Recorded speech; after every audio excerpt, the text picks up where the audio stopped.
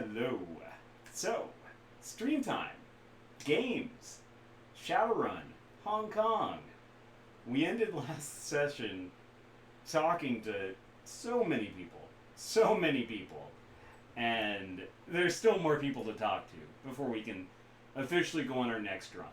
Um, like I kind of mentioned, there's a couple of plot important characters where if we do want to go to, I don't know if I would call it a secret ending, but maybe like, yeah, basically one of the endings that is definitely you have to work for. Like you do have to do a little bit of legwork, talking with different people, getting involved, and making choices and stuff like that. So I do want to keep that option open if I do want to go down that path. I don't know if I will, because I don't want to spoil, in my opinion, kind of a pretty neat ending. But I don't know. We'll see. That's why I want to just at least keep that option open, and the dogs say hello too. So let's get this show on the road, if the dogs will let me. They're communicating back and forth. Oh, right. So the mic doesn't double echo.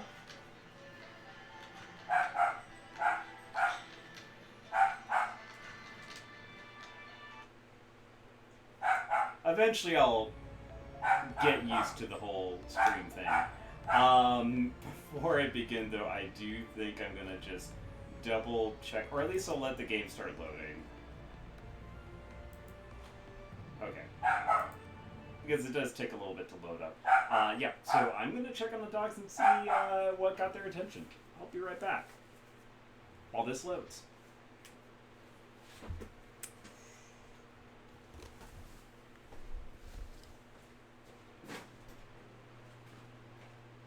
What has gotten your attention, little bunnies?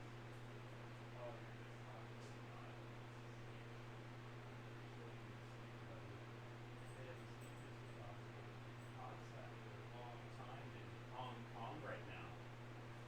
We're so busy shooting them. Well, not shooting, he's slashing people up really. And using magic. Like you would. There you go.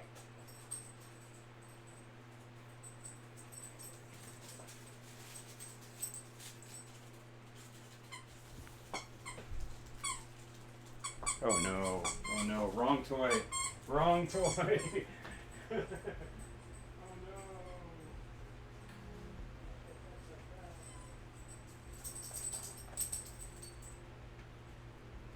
Let's see.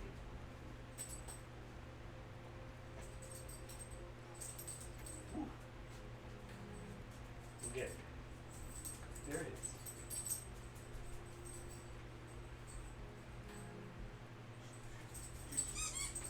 There we go.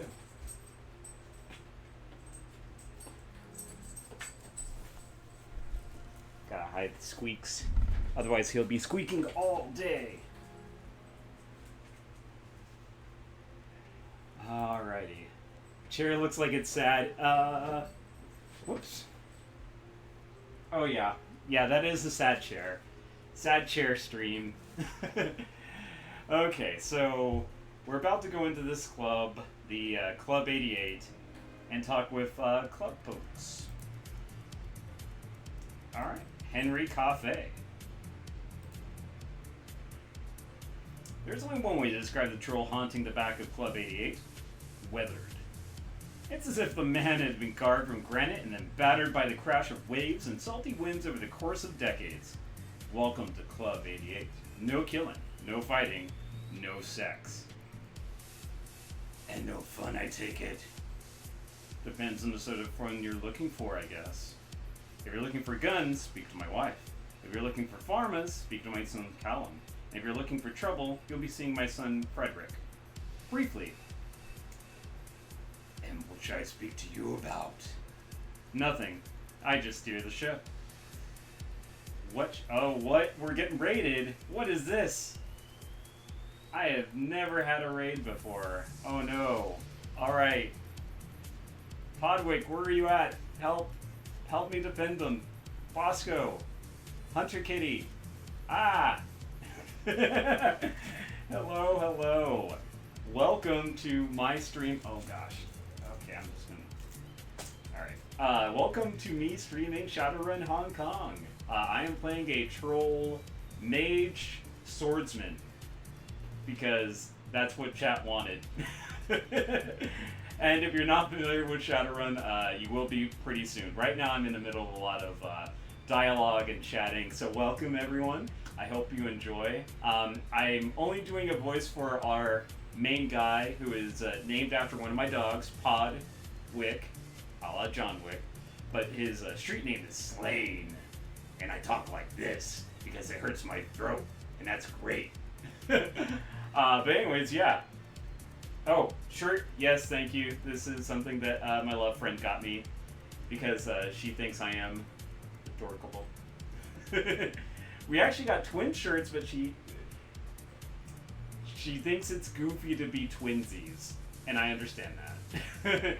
Whenever I do get her to dress up like in the same shirt, or like we have like one a pair of dinosaur shirts. One says "low," the other one says "the."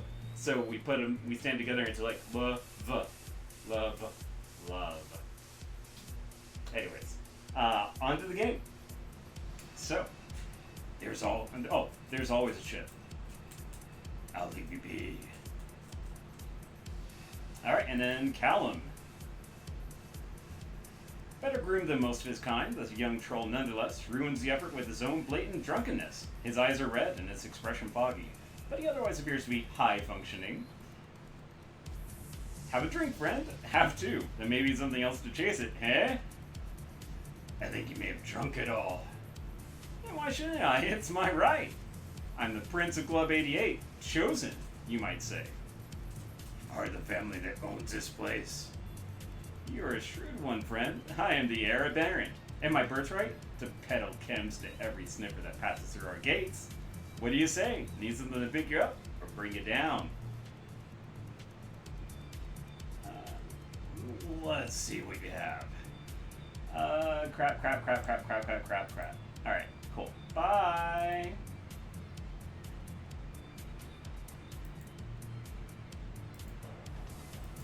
Double doors, couple of turrets pointing right my way. That's going to be great.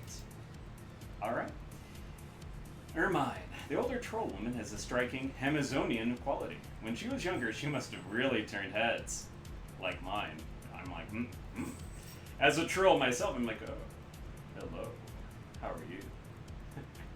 I do a smart, intelligent voice whenever, because I actually have pretty high charisma for a troll. I pumped my first few points into charisma, so whenever we come up against like academics or like high fancy socialites, I actually get to surprise them and show off my intelligence, and it's really funny when I do, because they're like, huh, you're pretty smart for a troll, you're pretty classy for a troll.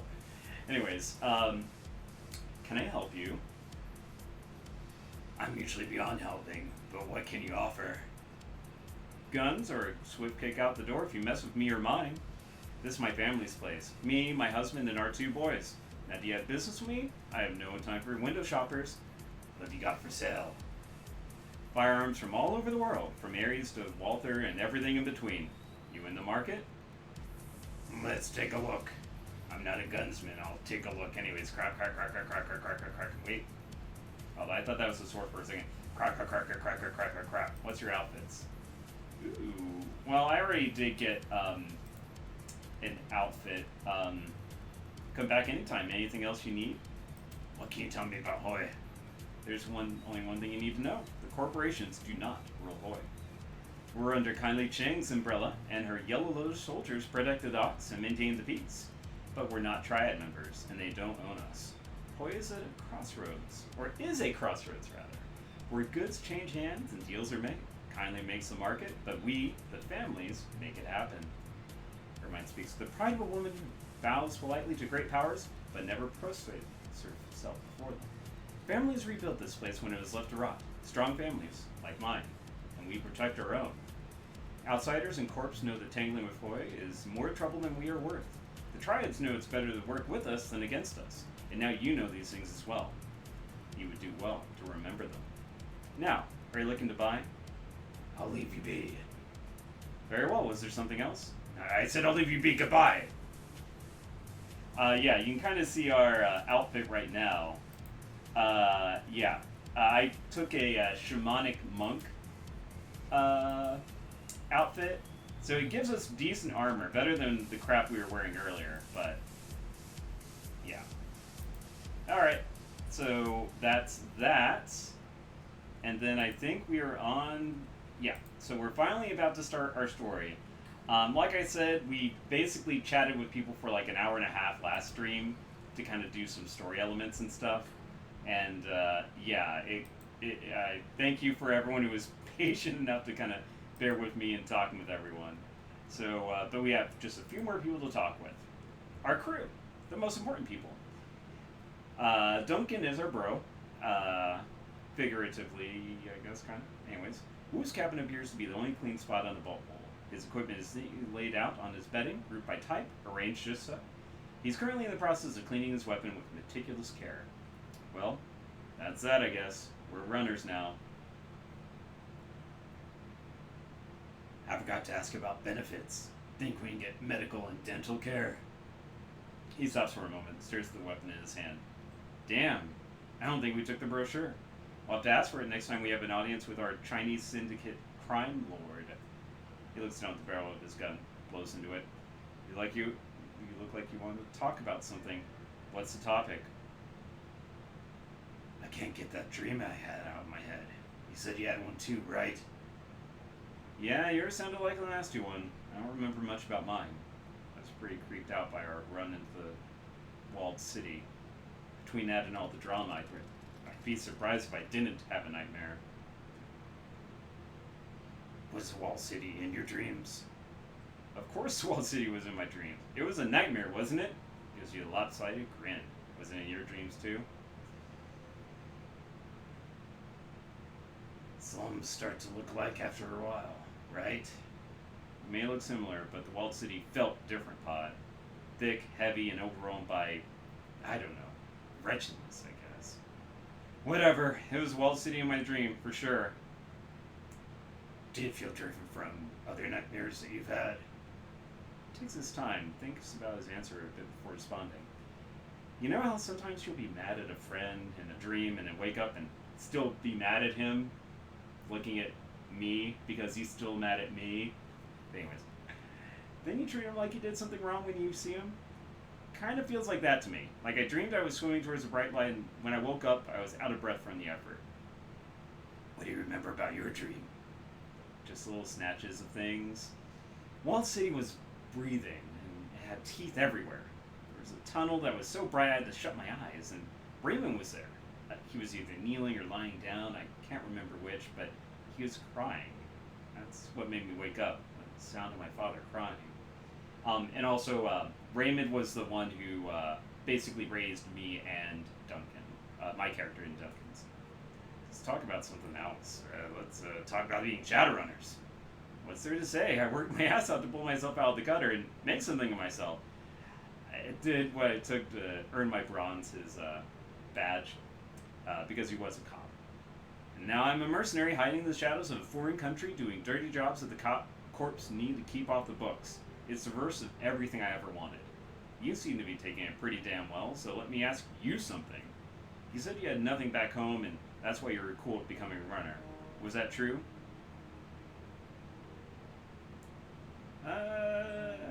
Let's... Yeah, so we can actually kind of dictate our backstory by our story dialogue options. Let's go with, yeah. You know it's true. When I got out of that prison, I had nothing. I still have nothing. That's bleak. Seriously bleak. We really went in different directions, Pod. You to jail and me to Lone Star. Well, I get that you got nothing back home, but this is all about Raymond for me. I need to understand what happened to him and who's responsible. I need justice. What's your opinion of Kindly Cheng? I'd say she's got us right where she wants us, right under her thumb.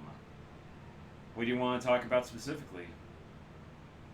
What about this plastic-faced man? Creepy dudes are nothing new to me, even well-dressed creepy corporate dudes. Between the gangers we grew up with and the shit that I've run into as a cop, I've seen all kinds. I just want to know who he is and who he works for. What do you think kindly wants from us? As long as her network keeps delivering information about Raymond, I don't care. At least for now. We need to stay with her. We have no other connections in Hong Kong. Without her, we're dead in the water. You think we can trust her? A triad boss and an underground fixer? No, I don't think we can trust her. But as long as we all share the same goals, we should be okay.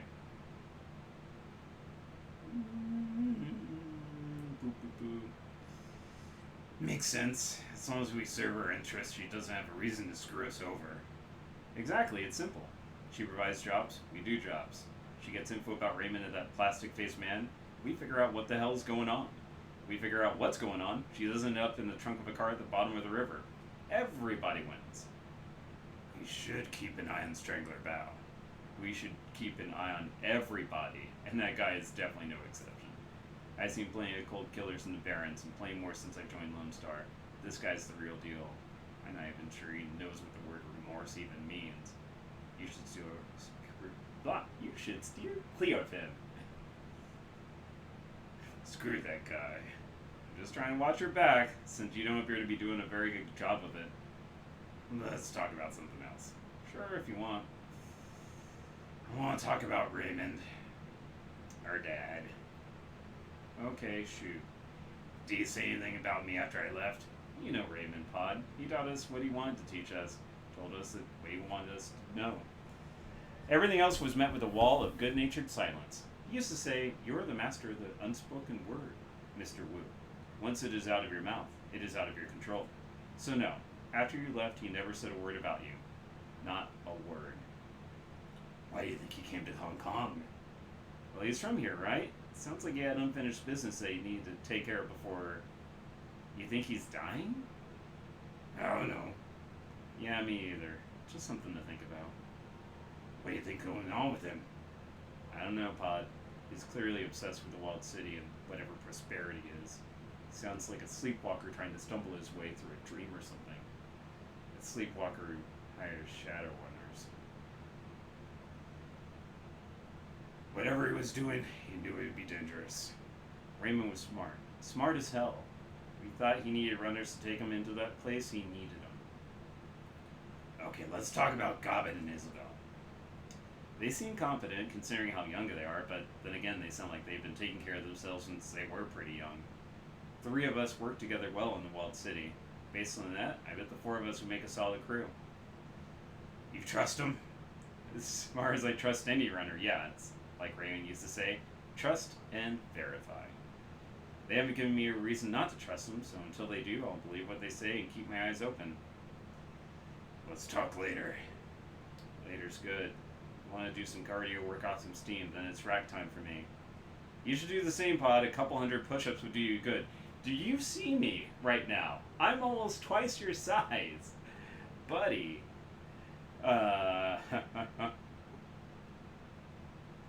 Please, I could bust out 200 in my sleep. You're raising an eyebrow. I'd love to see that sometime, but for now, you should clear out. I want to get started, and this cabin isn't big enough for 2. Alright. Let's go up the stairs. Isabel, our hacker. Decker, rather. Isabel's cabin is an exercise in controlled chaos. Her living space is utterly dominated by an enormous, jury-rigged computer. Serpentine cables snake from component to component, tying dozens of obsolete terminals and cyberdecks together into a single colossal machine. This is my personal machine. If you're looking for your mission computer, it's downstairs. She doesn't bother looking up. You can see that she's elbow deep in the guts of an obsolete cyberdeck, one of a half dozen that have been wired into her computer with braided cables. Actually, I was hoping to talk to you. Got a sec?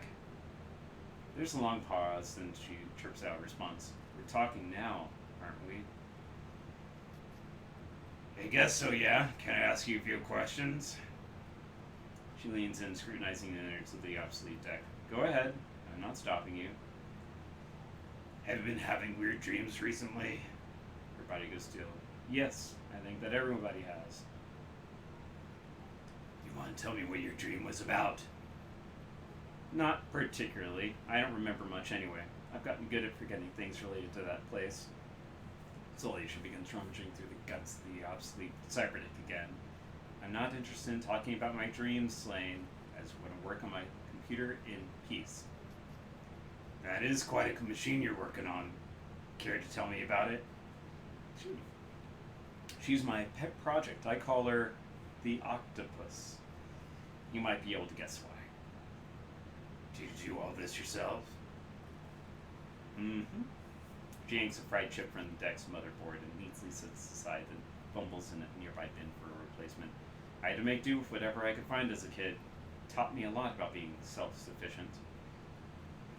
What's this thing made of? Whatever I could find. Busted terminals, obsolete cyberdecks, aftermarket memory from Maximum Law's dumpster. Scavengers out there would kill for this stuff in the walled city. But out here, people just throw it away. She chuckles to herself as she eases a cart into an empty expansions. Most deckers are early adopters. They buy whatever's newest, shell out huge amounts of need in hopes of riding the bleeding edge. Stupid.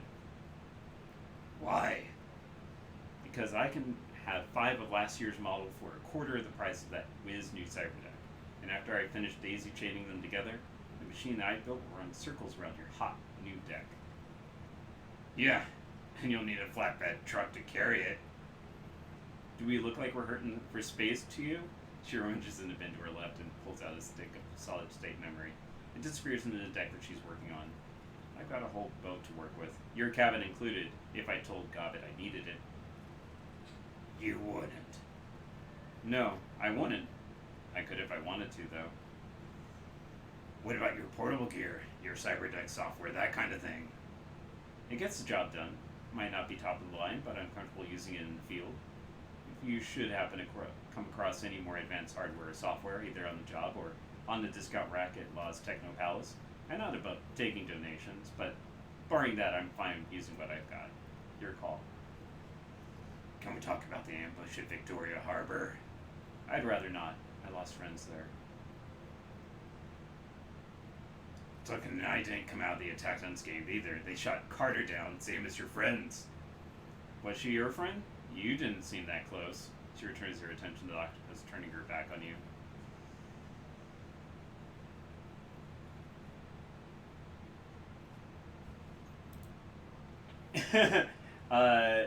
Z, I think every person's name is exposition. And yeah, sorry that there is a lot of talking at the moment. We're just going to talk to Gobbet and then shoot to the next run, so. You don't like talking about things other than your computer very much, do you? There's a long pause before she responds. When she does, she sounds vaguely hurt. I prefer not to. Nothing personal, it's just the way that I am. If you say so. I do. I've always been shy. When I was a kid, when it was a kid, you are not a thing. You are a person. You are, give yourself self-esteem. You're not a thing. You are a valid person. Valid. Mood. Yeet. I don't know. I'm just showing. Anyways, when I was a kid, it was a survival strategy. Now it's part of me, and I'm at peace with that. She turns, gives you a referral attention. But I'll tell you what, Slane. I'm going to make you a deal. You've pulled me away from what I was doing, so I'll satisfy your curiosity. In exchange, you need to satisfy mine. So we're going to play a game of questions. You answer me truthfully, and I'll answer you. We'll go back and forth until one of us wants to quit. Deal? Deal. You go first. Ask away. She says your face. We'll start off easy. Tell me what you really think about Duncan.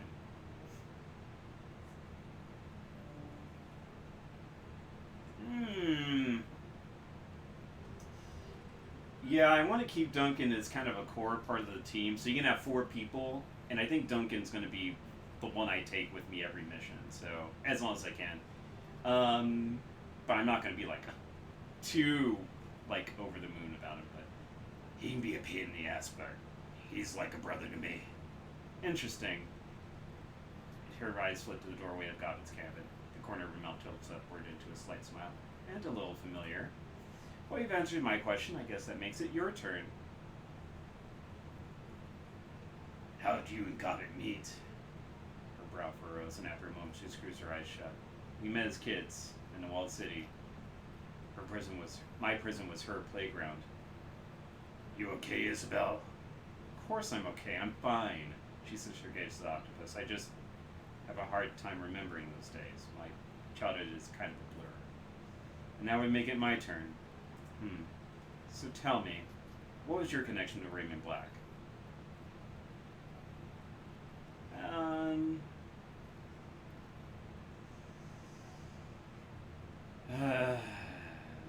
I guess He was like a father to me and Duncan. He got us out of the Barrens. in that case, I'm sorry for your loss. Losing the ones that you love is hard. Your turn. Ask me a question, I'll give you an answer. How long you been running the shadows with Gobbet? That's a good question. I guess about 4 years now. A decent stretch by anyone's reckoning. And that brings us back to my turn. You enjoy it, don't you? Living like this, working the shadows. This is survival. I do what I have to. Enjoyment doesn't come into it. She blinks. We may have more in common than I thought. Your turn. Go ahead. Ask me something. Where'd you learn to deck? The Wampoa. I lived there for a while after escaping the walled city. The people there were difficult. We didn't get along, but it was a great place to learn. My turn again. And I think my last question for you. You're stuck here, marooned, you and Duncan both. He's obviously unhappy with the situation. He keeps going on about the things he left behind, but what about you? Is there anything that you want to get back to?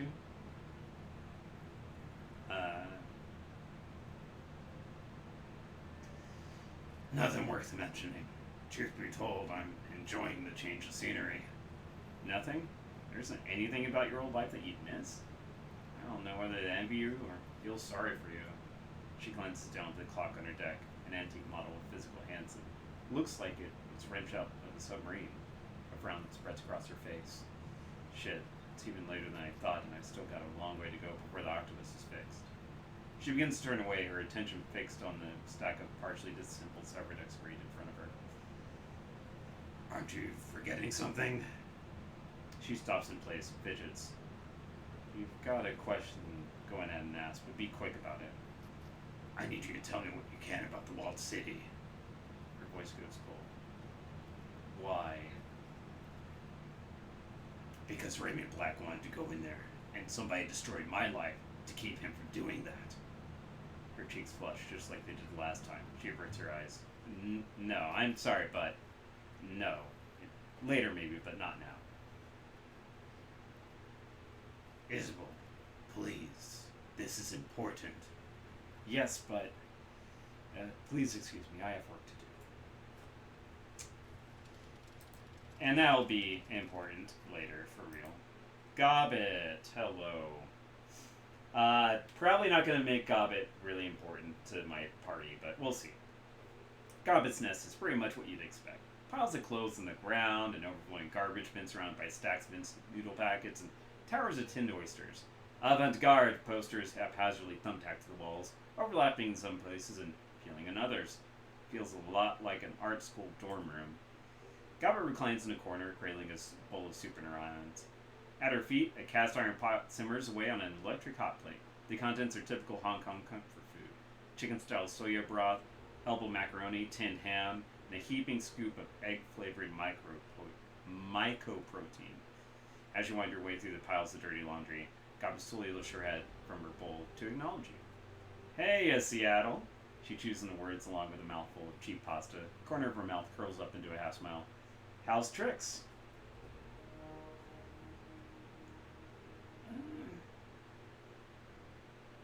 My entire life just got erased and the cops want me dead. So I'm doing great. You? Oh, everything's just ducky over here. My friends are dead, and I'm on my boss's shit list because of it, and I can't even eat a bowl of soup in peace. She skims an oily slab of faux ham off the top of her soup and pops it into her mouth. Chewing thoughtfully, she looks back up with you with a smile. So it's all good, Seattle. I'm as happy as a clam, just like you are. Now you want to tell me what you're doing in my bedroom? I'm assuming you're not here to admire the view. Let's go about the nightmares. Have you had any nightmares lately? Like, bad ones? Her jaw stops working mid-chew. Slowly she nods. Yeah. Yeah, I have. We all have. Everyone in town. Everyone, huh? Doesn't that strike you as odd? Sure does. But then lots of that stuff happens in Hoy. She got some furtive glance over her shoulder. In case you haven't gotten the memo, we aren't in the best part of town. In all seriousness, the dreams are coming from the inside the walled city. I'm pretty sure of that. All the negative energy pent up in there, all that pain and anger and poisonous chi, it's leaking out. And while we sleep, it's getting into us. You think this is a magical phenomenon then? Yeah, I think it is. Want my personal opinion? Walled City is cursed. Deep down, I think that everybody knows it, and we live in its shadow. That's bound to mess with your head, you know? And it is, but they're just dreams, and it's not like they can hurt us, right? Who says that they can't? She tries on a smile, fails, does her best to laugh it off. Don't worry, Seattle. We're fine here, but let's talk about something else. I don't like thinking about Walled City very much. Too many old fears and bad feelings. How'd you decide on the name Gobbet, anyway? I didn't. My mom did.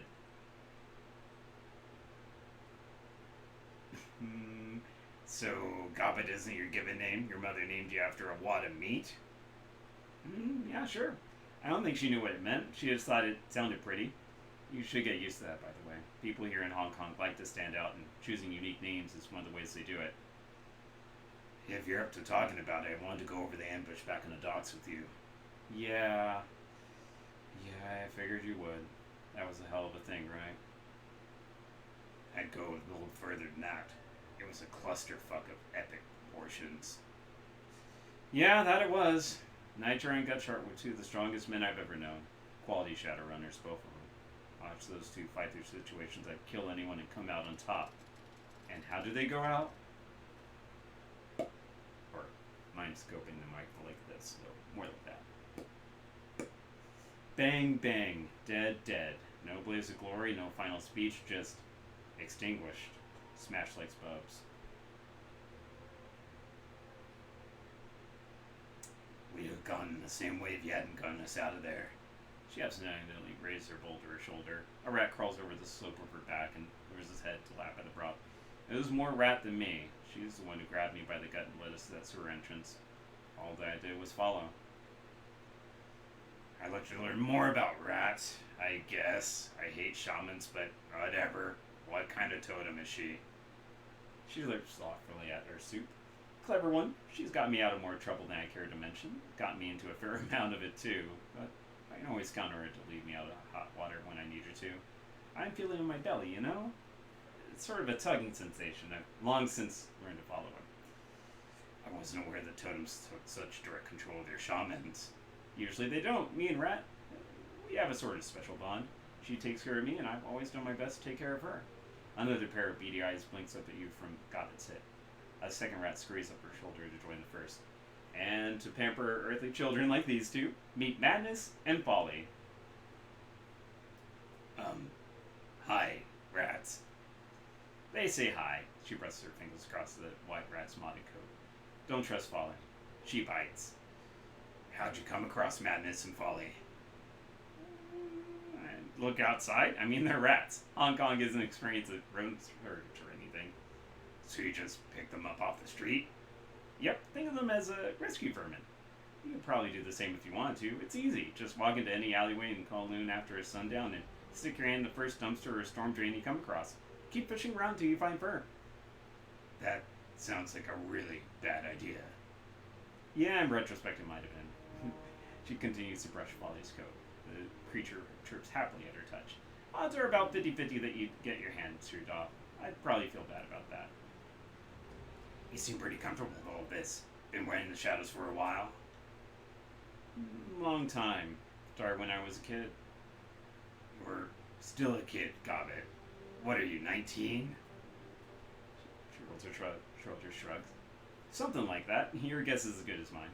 Doesn't change the fact that I've been doing this for years, and you started yesterday. Matter of fact, Seattle, I think I'm going to make a project of you. Take you under my wing, so to speak.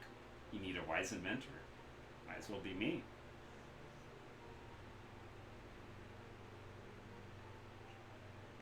Sure, why not? I could use the advice, and I don't see Isabel volunteering for the job anytime soon. You're in? Good. Starting the next time you visit, I'm going to teach you all about being a Shadowrunner. You're gonna benefit from my bountiful experience. Wait and see. Lucky me. Gobbet stretches, stifles another yawn. Her rats scurry from her shoulders down to her hips. She taps the simmering pot on the floor with her boot. The soup inside is reduced down to a thick, vicious, baked gravy. Viscous. You know, Seattle, this has been a nice chat and all, but it's getting late and I still have the rest of a hot pot to power through. So without wanting to get this awkward... Say no more, I'll get out of here. Take it easy, Gobs. Yeah, you too. Alright, so actually... Careful, Mentor. Yeah, mentors do die, and this might be my Stormy, if you ever watch C-Lab. You hear that, Stormy? Ooh. Hatch is now open. Ah, God. Okay. So, one more person to talk with.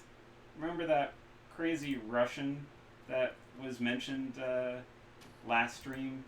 Well, this is the crazy Russian. Ractor. It's oppressively hot down here, and the air is full of synthetic odors that grab you by the sinuses and refuse to let go. You can smell engine grease and melting plastic, ionized air, and lead solder. A quick scan of the room tells you why. The downstairs tenant has converted the space into a machine shop. Metal fabrication tools and Duraclass extruders line the wall. And a pair of heavy industrial manipulators hang from the ceiling. A man in a black trench coat stands with his back to you, staring at a monitor mounted above a sturdy workbench. He addresses you without turning. Ah, I was wondering when I'd meet the new neighbor. His voice is pleasant, cultured. There's a hint of Russian accent there, but it's buried under layers of nuance. Please stay where you are. I'll be with you in just a moment, and unless you fancy an unplanned trip to Chrome Alley, don't touch anything. There are all manner of tools in here that can take your hand clean off. Thanks for the warning. Don't mention it. I have no interest in seeing anyone hurt in my shop, especially not my upstairs neighbor. Examine robotic arms. He focuses on the enormous manipulator arms that you saw earlier. They're bulky industrial things, dented from years of heavy use. Each arm has been fitted with at least a dozen different welders, soldering guns, extruders, and metal fabrication tools. You've seen machinery like this in factories before, but they look terribly out of place in Bolt's cramped engine room. Very good, yes. That's coming along nicely. Very nicely indeed. Yep, you look normal. He turns to you, smiling. For the first time, you can see his face. He has broadly handsome Slavic features and a chiseled jaw. His eyes are like flecks of ice. Sorry I kept you waiting, Mr. Wick. Podwick. Good to meet you. And you as well. Now tell me, what can I do for... His voice trails off as flash of motion, catches his eye. With alarming speed, a sinister-looking drone scatters out from under the work table. Its movements are surprisingly agile and fluid. The machine rears back menacingly, spreading its forelegs in a clear sign of aggression. The man's smile tilts and his tone goes apologetic. Please don't mind the drone. He can be territorial. But so long as you remain civil, he will not bite. He hastens in hand. Simultaneously, the drone relaxes into a neutral position, lowering its killing legs. Ractor. My mechanical counterpart here is called Koshe. I'll be polite. A pleasure. His hand is rough and abnormally warm to the touch. He shakes your hand with a solid grip. I am very pleased to meet you, my friend. In a community such as Oi, it's important to be on good terms with one's neighbors. Agreed. Speaking of which, I'd like to ask you some questions if you have the time. He glances at the bracer in his forearm. A technical display winks to life, then gutters out. Very well. This morning's casting should still be cooling for a few minutes yet. That's enough time to talk. Koshe is a very interesting name for a drone. Yes, excuse me. I suppose that it is. Not many riggers would name their most prized possession after a villain from a fairy tale. Not to my heritage, I suppose. Yes, I know the story that you're talking about, actually. His smile widens. Oh, how marvelous! I hadn't thought to meet anyone well versed in the Russian classes here in Hawaii. I've studied it. If memory serves, Koshoi the Deathless was an immortal villain and a kidnapper of women. He nods. Indeed, he was those things, but it was not Koshoi's misdeeds that drew me to the name. I suppose that it was a notion of immortality through cleverness that resonated with me. There was something to be learned from that, I was sure. And so, when it came to name my beloved creation, his was the first name that came to mind. Is your drone deathless like its namesake? In a manner of speaking, I suppose that he is. I have redundant copies of every piece of his architecture and his core programming stored on a disk in a secret location. Should he ever suffer critical damage, I can easily bring him back. I had a plan once to automate the self-repair process, I must confess. It was quite ingenious, but alas, my research was lost. One day, I will reclaim it, and Koshei will become as deathless as the stories claim. But today will not be that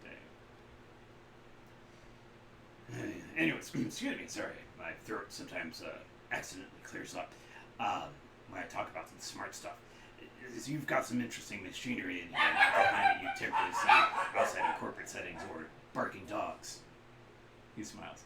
The same could be said of many in Hawaii, I'm sure. This is a smuggler's den, is it not? Our entire economy is based on people adding things that they shouldn't. Is there a particular device that interests you out of curiosity? I'm mostly interested in that drone you have there. Koshei? But my friend, you are wrong. You will never find his like in any corporate factory or lab. He is mine. My own creation. From the top of his sensor cluster to the tips of his claws. I designed him, fabricated his components, and built him by hand. Impressive. No more so than anyone else who follows his passions and perfects his crafts. Are you Russian? I thought I caught a hint of an accent there.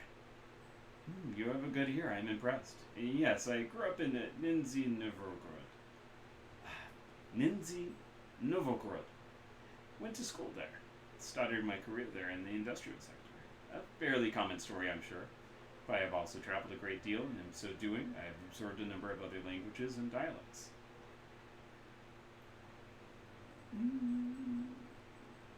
Well, you've done a good job of dropping your original accent.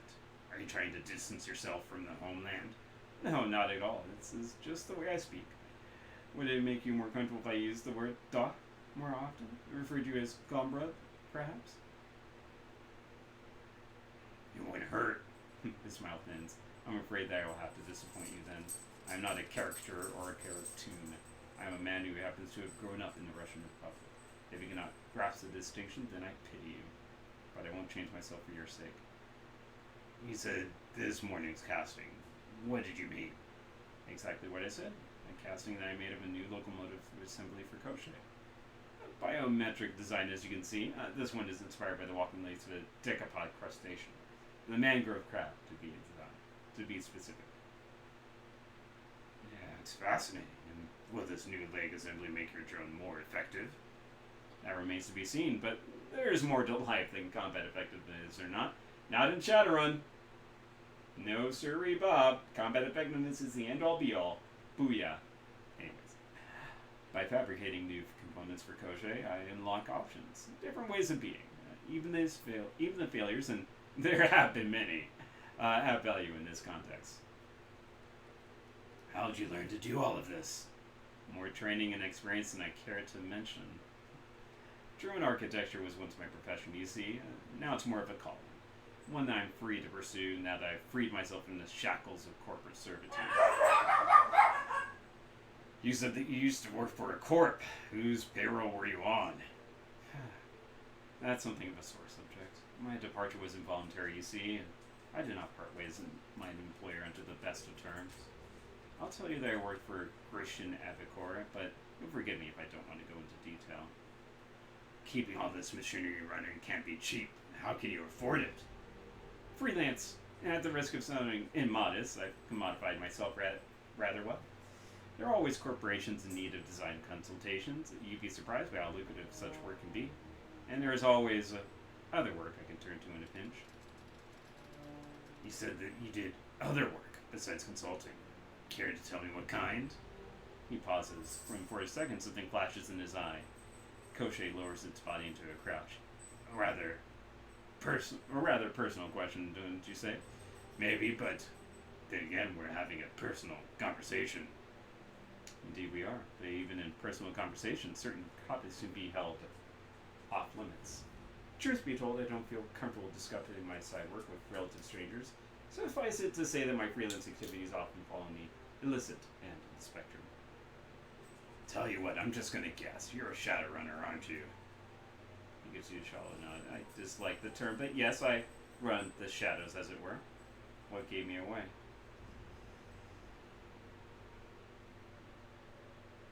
Nothing particular. Just get that feeling. Also, you have a character portrait, and you're on my ship.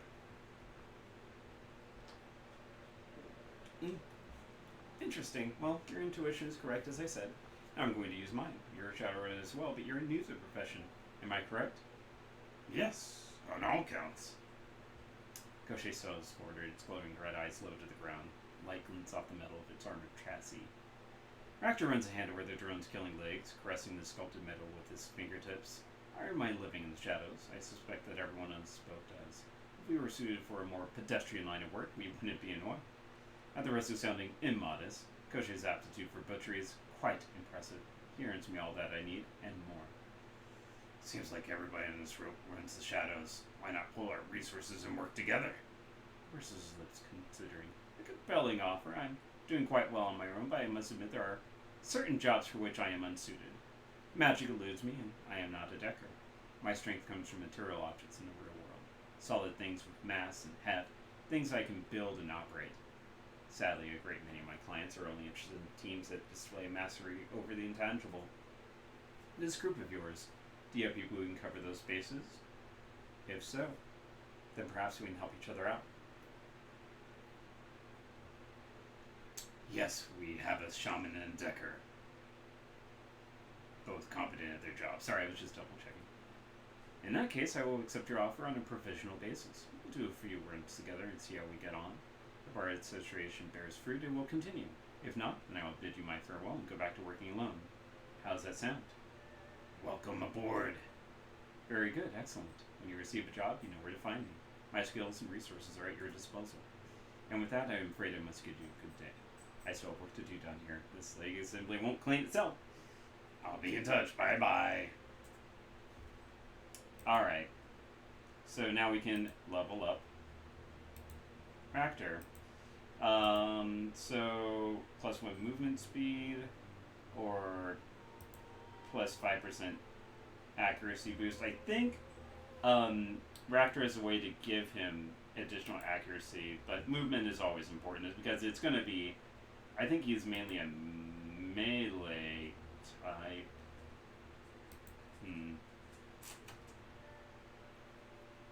Actually, I'll go with increased accuracy for now, because I'm a melee type-ish. And 5% accuracy isn't nothing to sneeze at. Also, just for future streams, let me know if you want me to just do all this talking off-stream. Like, I figure that people like to see the story evolve and stuff like that, but I know that that can take a while, because basically that took about 2 hours to do chatting for everything that we needed to do before going on to the next mission, so. Alright, your workstation and mission computer, blah blah blah. A blinking message shows 6 new messages. Alright, so welcome to Hoy. From Kindly Chang to Slane, that is us. Slane, on behalf of your friends at the Hoy Chamber of Commerce and the Swift Winds Mahjong Parlor, I welcome you to the community of Hoy and to our new business venture. I've already lined up 3 jobs for you, the details of which are contained in a separate computer message. Remember to check your messages often, as I will update you with new opportunities as they occur. Okay, on TC. Alright, your mission computer. From Isabel to Slane. Hey Slane, I've set up your mission computer to automatically collect and collate news reports, information and media that might be of interest to you. Some of the keywords I've got it trolling for are things like Raymond, Duncan, Wells City, etc. I've also patched in a permanent link up to the Hong Kong shard of Shadowlands BBS. It's a great place to connect with other runners, sell pay data, get news from the street, and so on. Don't be shy about taking a look. Is resources. From Bao, this is Strangler Bao. I have been instructed to inform you of various suppliers present in Hawaii.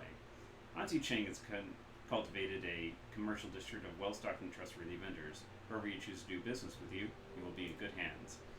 Okay. These are just the people that we already kind of chatted with. We talked with all these folks last time.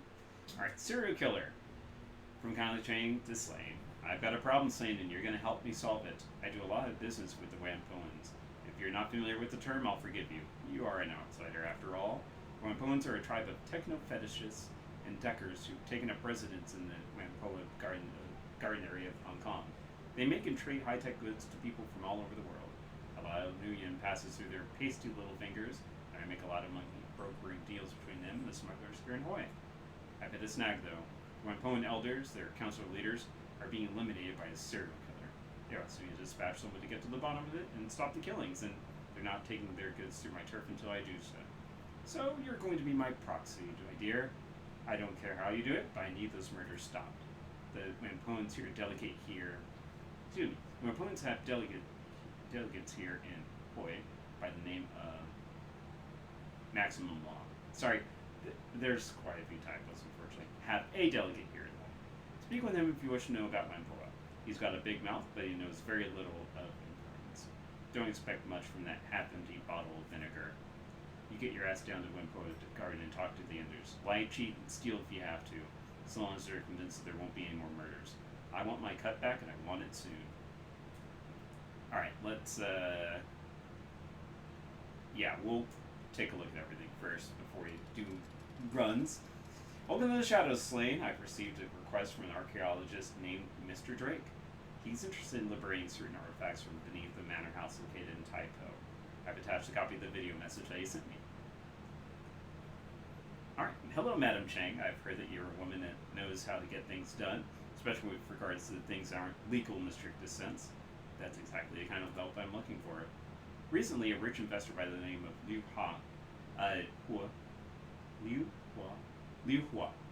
decided to expand his manor house on the outskirts of Taipo.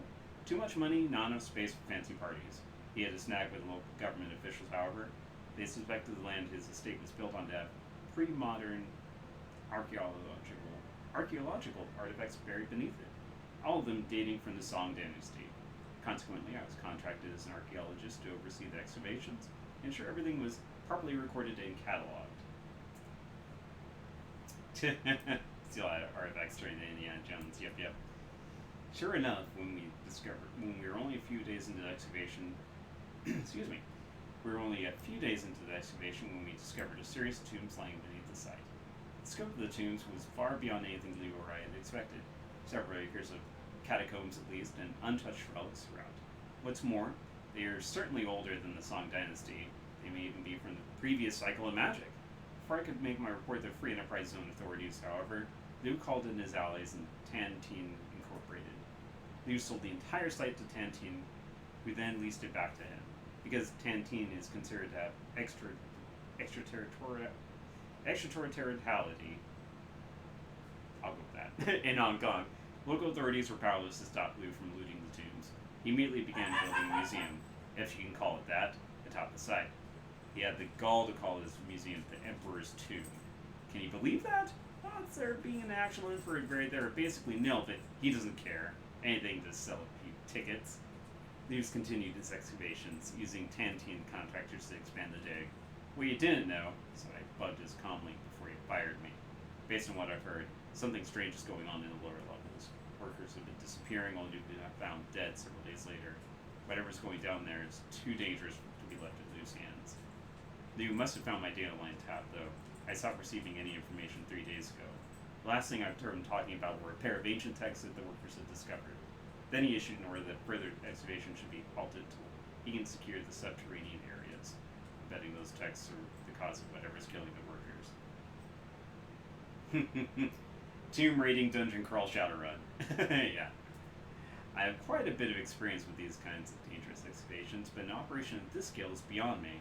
I need a team that's tough enough to get in and survive, aren't afraid of making a mess, and who can get out with the books and whatever else they can carry. Beyond the two texts, I'm willing to pay very well for whatever other artifacts your team can liberate. The more valuable, the better. Don't worry, they'll be going to actual museums, not some rich boy's mansion. I've got a second program in place that'll suppress Clue's security system. The team will have to be careful though, there's only so many alarms I can suppress. Go beyond that number, and I'll scrub the mission. I've included a catalog of lightning items to help the team appraise the most valuable ones. They don't need to be subtle. In fact, I prefer they make it look like a common robbery. Tell them to smash and grab what they can. Let me know when you find a suitable group of Shadowrunners. There you have it, a nice, simple robbery. Do you think you can handle something that basic, my dear? I have faith in you. Let me know when you're ready to proceed, and I'll contact Mr. Drakeland when you're on the way. Alright. From Kindly Shang to Slain. Geomancy is a big business in the free enterprise zone. Here in Hong Kong, feng shui isn't just the act of rearranging your kitchen to make things look pretty. The fortunes of empires rise and fall with the ebb and flow of qi, and sometimes that flow needs a helping hand. Wuxing Incorporated are the preeminent practitioners of large-scale qi manipulation here in the free enterprise zone. They've gone to great lengths to channel qi from all over Hong Kong into their headquarters, an enormous monstrosity that they call the Wuxing Sky Tower. There it is focused and transformed into good fortune through the building's geomantically attuned architecture and interior decoration. Our client believes that it is time for Wuxing's good luck to run out. You are to infiltrate the Sky Tower and disrupt the flow of qi throughout the building, but you are due to do so in two distinct fashions. First, you must disrupt the feng shui of the offices by subtly altering the environment at that level. This will consist of minor adjustments of desks, spilled water, and other small activities that are likely to be unnoticed. Ordinarily, even subtle disturbances of this nature would be noticed. This is why the client wishes you to make a much louder demonstration on the rooftop garden. The garden is to be ransacked, utterly destroyed. Set fire to things, uproot trees, that kind of thing. Our client has also specified he would like you to destroy the large Buddhist statue in the garden, smash the thing to bits, and leave them scattered across the rooftop. This level of destruction will keep Wuxing's geomancers busy long enough that the more subtle disruptions below will take effect. In addition, it will send the kind of message our client would like Wuxing to hear. I have utmost faith in your ability to cause destruction. The more disruption you can cause on both levels of the Sky Tower, the happier the client will be. Given your own skills with magic, you should have an easy time identifying the most effective ways to disrupt qi in the building. Alright. So, let's open jobs. View all pending jobs. Okay, yeah, okay. Let's take the run. Alright, good luck, don't fuck it up. Alright, I think we can take all these. Good, I'll tell the entrance you're coming. They don't like outsiders and might shoot you if I don't warn them. Okay. Yeah, let's go ahead and take all these. Alright, good. Contact me when you finish the run. Alright, let's see. Let's go to the Shadowlands. Boopy boop boop bop. Chirp, BBS. Misconnections. You rappelling down the side of an unnamed luxury hotel in a ball gown on a Monday night. Me admiring the view from the 28th floor urinals during a private soiree for an unmanned corporation I was infiltrating. Our eyes met briefly before you dropped out of sight. Your long, dark hair had come loose from your chignon, framing your beautiful flush face. I will never forget it. You were carrying a duffel bag, bulging with stolen prototype weaponry. Well, I filched the intel that goes with it. Can we connect? Blackjack. Very funny, Blackjack. I'm sorry this job went sideways. I got trapped and had only one way out. Right. We were supposed to have each other's backs. Just wait till you hear the way out I had to take. We gotta lay low for now. And why are we posting about this on a public message board? Been hearing some buzz about some mainlander terrorists that showed up in Victoria Harbor and had to shoot out with an HKPF the other day. Anyone heard anything on that? Ming Palace said there were 4 of them that got away. 1 troll, 2 orcs, and a dwarf. A troll, an elf, and a human were all killed on the scene. Word is that they're members of the White Star out of Henan, coming out here to start trouble against the Executive Council. Looks like there's a 50,000 yen reward for any information leads to their capture. HKPF seems pretty nervous about letting these bastards walk freely around the streets. Heaven shot. Okay, took me a second to read their name. You think they actually pay out to somebody like us? Not a chance. You walk in there to claim the reward, you're getting thrown in a hole with them. HKPF doesn't keep promises to the sinless. Kinda hurt to try. Why do you have to be such a downer? Because I know the police. They're all dirty. They're only in it to protect their paychecks, and they don't give a damn about anyone else. Believe me, I'm just looking out for your best interest. Too real, folks. Like you and your triad looked out for my brother. You know he's still paying for his reconstructive surgery, you bastard. If a man wants to keep his teeth, he should pay what he owes rather than pull a gun on me. Simple as that. Poetry Slam.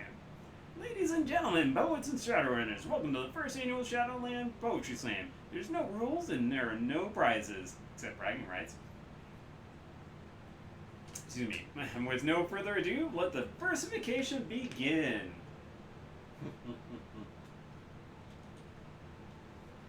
Excuse me. How long do you think you keep this going before trolls show up or sysadmin shuts us down? Why would they shut us down? It's a free board. We can be pro-egg if we want to. Tennyson. Just trust me, it happens. For some reason, these things always draw the worst sort of attention. Are you going to give us a poem, or are you going to stand around complaining about why you can't? Alright, I've got one. Wait for it. Synth muscle, smart legs, neural boosters, cyber limbs, all fail to grenades. A little amusing on the transients of life in the shadows. Very nice, sir. When the long shadows fall on calm, neon lights pierce the coming night. Tread with me the velvet blackness. Let no lamps shine on our deeds. That one's entitled Our Hour. That might just have been the most pompous thing I've ever read. Try this one on for size. Lasers are red, shadows are black. With Matt on the street, you best watch your back. Now you're mad. My tone wasn't pompous, you uncultivated rube. It was a homage to Ron Wei, the famous Tang Dynasty master of the Jeju form of poetry. It's traditional, unlike that ridiculous limerick that you just posted. Now, I don't think you have to take the word slam quite so literally. Hey, you people know the rules. Poetry slams have been out of bounds on this BBS since the Laughing Man debacle of 55. If you want to slink your fancy words, do it on a different forum. I'm shutting this thread down. Told you. Walled City. I've got a courier job next week that's supposed to take me into the Walled City. I'm from Kuala Lumpur, and I've never been to Hong Kong. I hear that place is dangerous as hell. Anything I should know? Oh, you got nothing to worry about. It's just a low-cost housing development full of hard-working people. Here, take a look at this news report. Short trade clip you're going to explain. This is Sunny Chung with Horizon News. On today's Sunny Side Up, Kowloon Walled City applied on the free enterprise zone or low-cost housing for the economically disadvantaged. We'll introduce you to some of those hard-working residents, how they live, how they contribute to the growth and prosperity of our city. A montage sequence begins showcasing the destitute poor of the Walled City going about their daily lives. The shots have been carefully chosen, showing only smiling and productive residents, a stark contrast to your own experience inside of it. Many residents of Hong Kong regard the Walled City as a place of no return. To outsiders, it's the last stop on a long road to homelessness. Rumors abound of feral ghouls, unsafe living conditions, and triad extortion. Yet when we went there, reality was quite different. What we saw will shock you, citizens of Hong Kong, working and living just like the rest of us. Excuse me.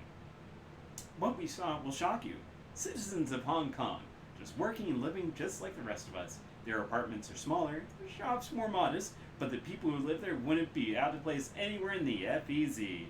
Citizens like Shoemaker, Chao Shang Shu. The scene cuts to an elderly man in a closet-sized stall filled with shoemaking equipment. He smiles proudly at the camera. Oh, I love it here. We have a community, don't you know? We are like family. Maybe we don't have as nice a view as they do in Repulse Bay, but I can't imagine living anywhere else. It's not paradise, no, but it is my home. I grew up here. How can I possibly leave? How can I possibly leave? The camera shifts back to the sunny shoot. Who net sounds in front of one of the entrances to Walled City. Yes, contrary to popular opinion, the Walled City serves a vital function. The poor and downtrodden find a home in the Walled City. A community where they have a voice, they can work, and even prosper. Far from being the eyesore that... Okay, I decided to cut the rest of that crap. She keeps going on about what a good place the Walled City is, now we all need it. Don't buy any of it. It may not be hell, but you can see it from there. Freedom Cowboy's just trying to get you in trouble. So, how do you know the real story? Because I grew up there. You know what it's really like? It's eating old broth made from rat bones because there's nothing else. It's watching your neighbors sell their 5-year-old son to Oregon Lakers so they don't have to starve to death. When you die in the Walled City, your neighbors cheer because they'll get the clothes off your back. I wouldn't wish the Walled City on my worst enemy. Yikes. Let's post that data that we got. Okay. All right. So you can post any hackings that you've done and that sort of stuff. So all right. So we're almost an hour and a half into this stream, and we're about to do our first actual real run. Okay. So I don't have that much money. I don't think I can buy anything else. Let's actually go back up here because I think I can afford one more spell. I want to get that up, essentially the fireball spell. Let's see. Okay, first let's sell that crap, and then oh, this is the wrong place. Ooh, but dang it.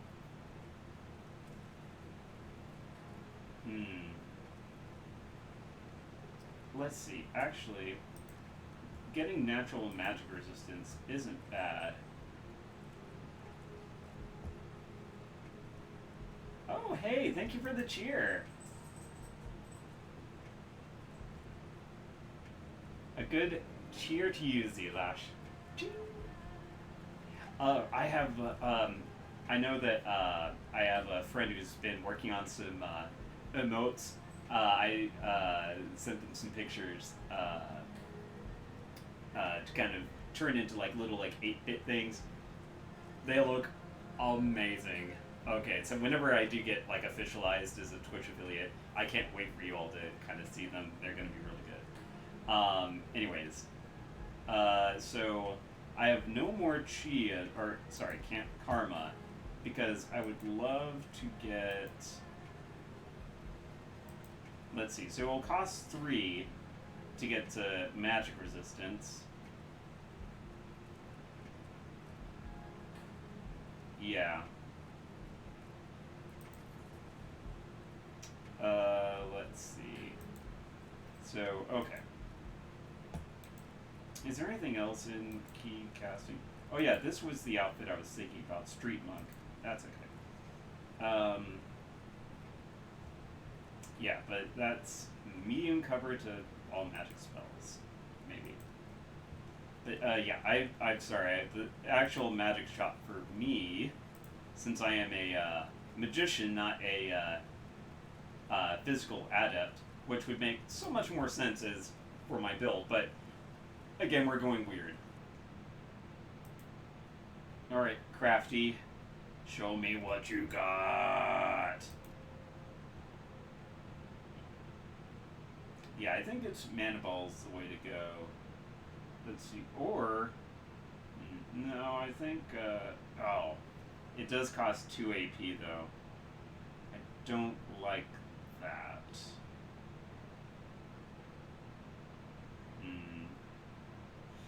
Yeah, I don't like anything that requires 2 AP for now, just because we'll get more AP as the game goes on. Those are action points. So, yeah, this actually isn't that bad. I'll go ahead and take it. What spells do I have right now? I have Heal Wounds, that, Mana Bolt. Nah, actually I'll wait.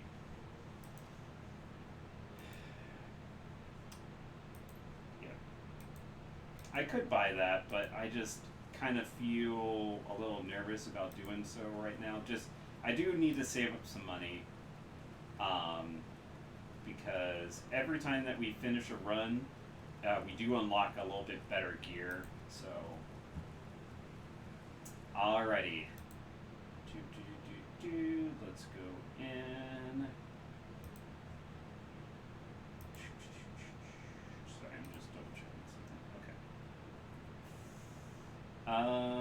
Alright, so now we have our choice of runs. So we can either chase the serial killer, we can go commit geomantic sabotage. I love the sound of that. Or we can Indiana Jones it and go some tomb raiding. Does anyone have a preference for any of them? Serial killer. Oh yeah, I saw that. Yeah.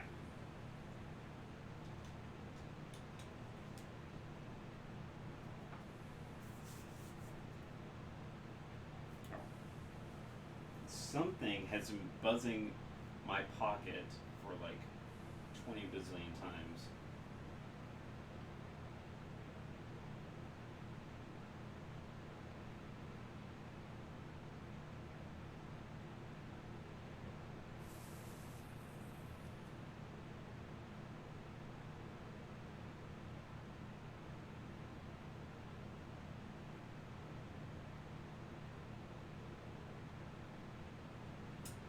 Okay.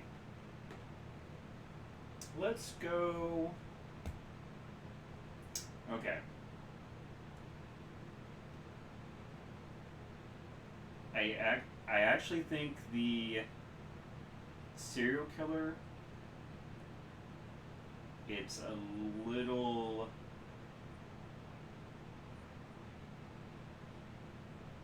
I think that's a little bit tougher, but let's go. Let's go with that. Let's do serial killer. Okay. So now we could hire runners. We could hire these random blokes to join us. Why would we do that when you have a full crew of free people? Like, it just blows my mind. So, alright, we're going to take Isabel, we're going to take Ractor, we're going to take Duncan. Gobbet, I'm sorry. Basically, just. Oh, it can be done with 0 violence? Uh-oh. Challenge accepted. Oh, wait, do I have Powerbolt too? Oh, wow. I didn't realize that. Oh no, that's showing the people. Yeah, I think I don't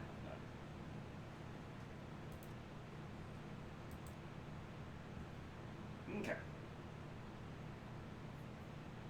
We'll try our best. I know that we tried to do 0 violence on the first mission that kindly sent us on and totally failed at that. But hey, they started it.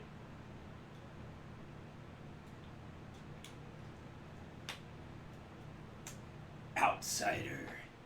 Wenpua Garden, a carnival of chrome and neon, rife with every manner of technology and artifice one can imagine.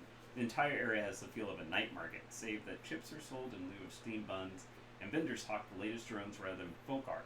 Something stalks these streets, hiding just out of sight. It stalks the Wempoon elders, the leaders of the band of tech-savvy squatters that claim this neighborhood as their own. The streets smell of ozone and fear, but those Wempoons you pass in an MTR station have a haunted, furtive look in their eye. While the killer has struck only at the elders thus far, it may only be a matter of time before ordinary residents are menaced as well.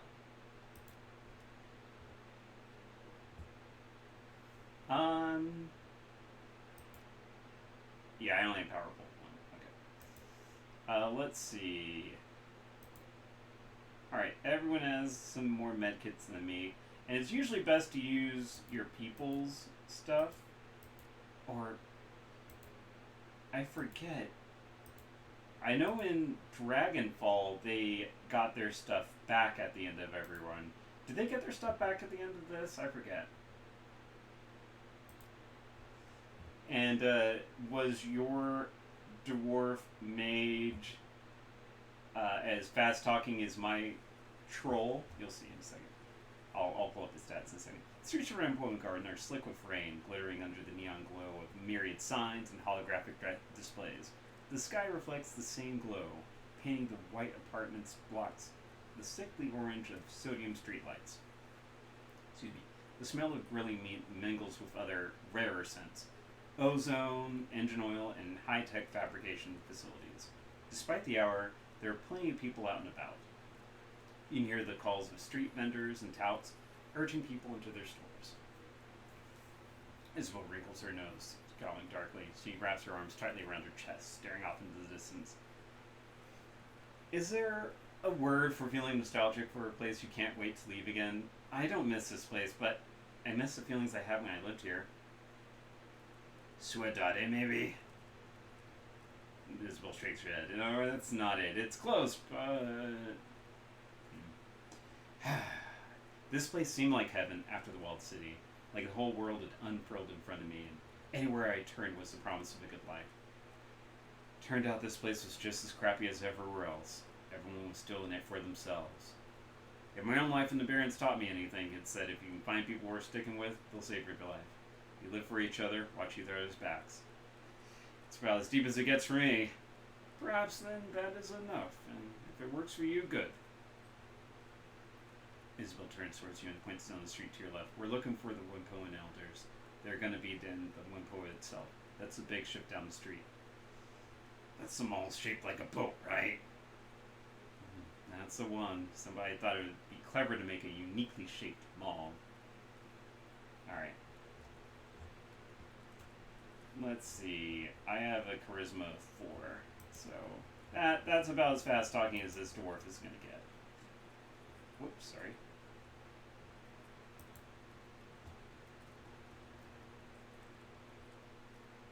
Alright, before we go down that way, we'll do a little bit of investigating. I just don't know if it feels safe here anymore. I'm sorry.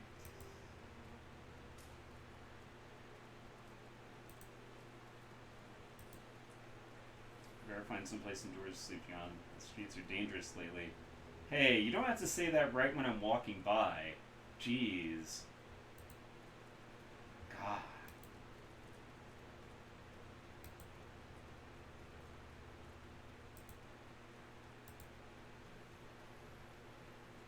Now, technically, we have 5 party members since Raptor's with us with his drone.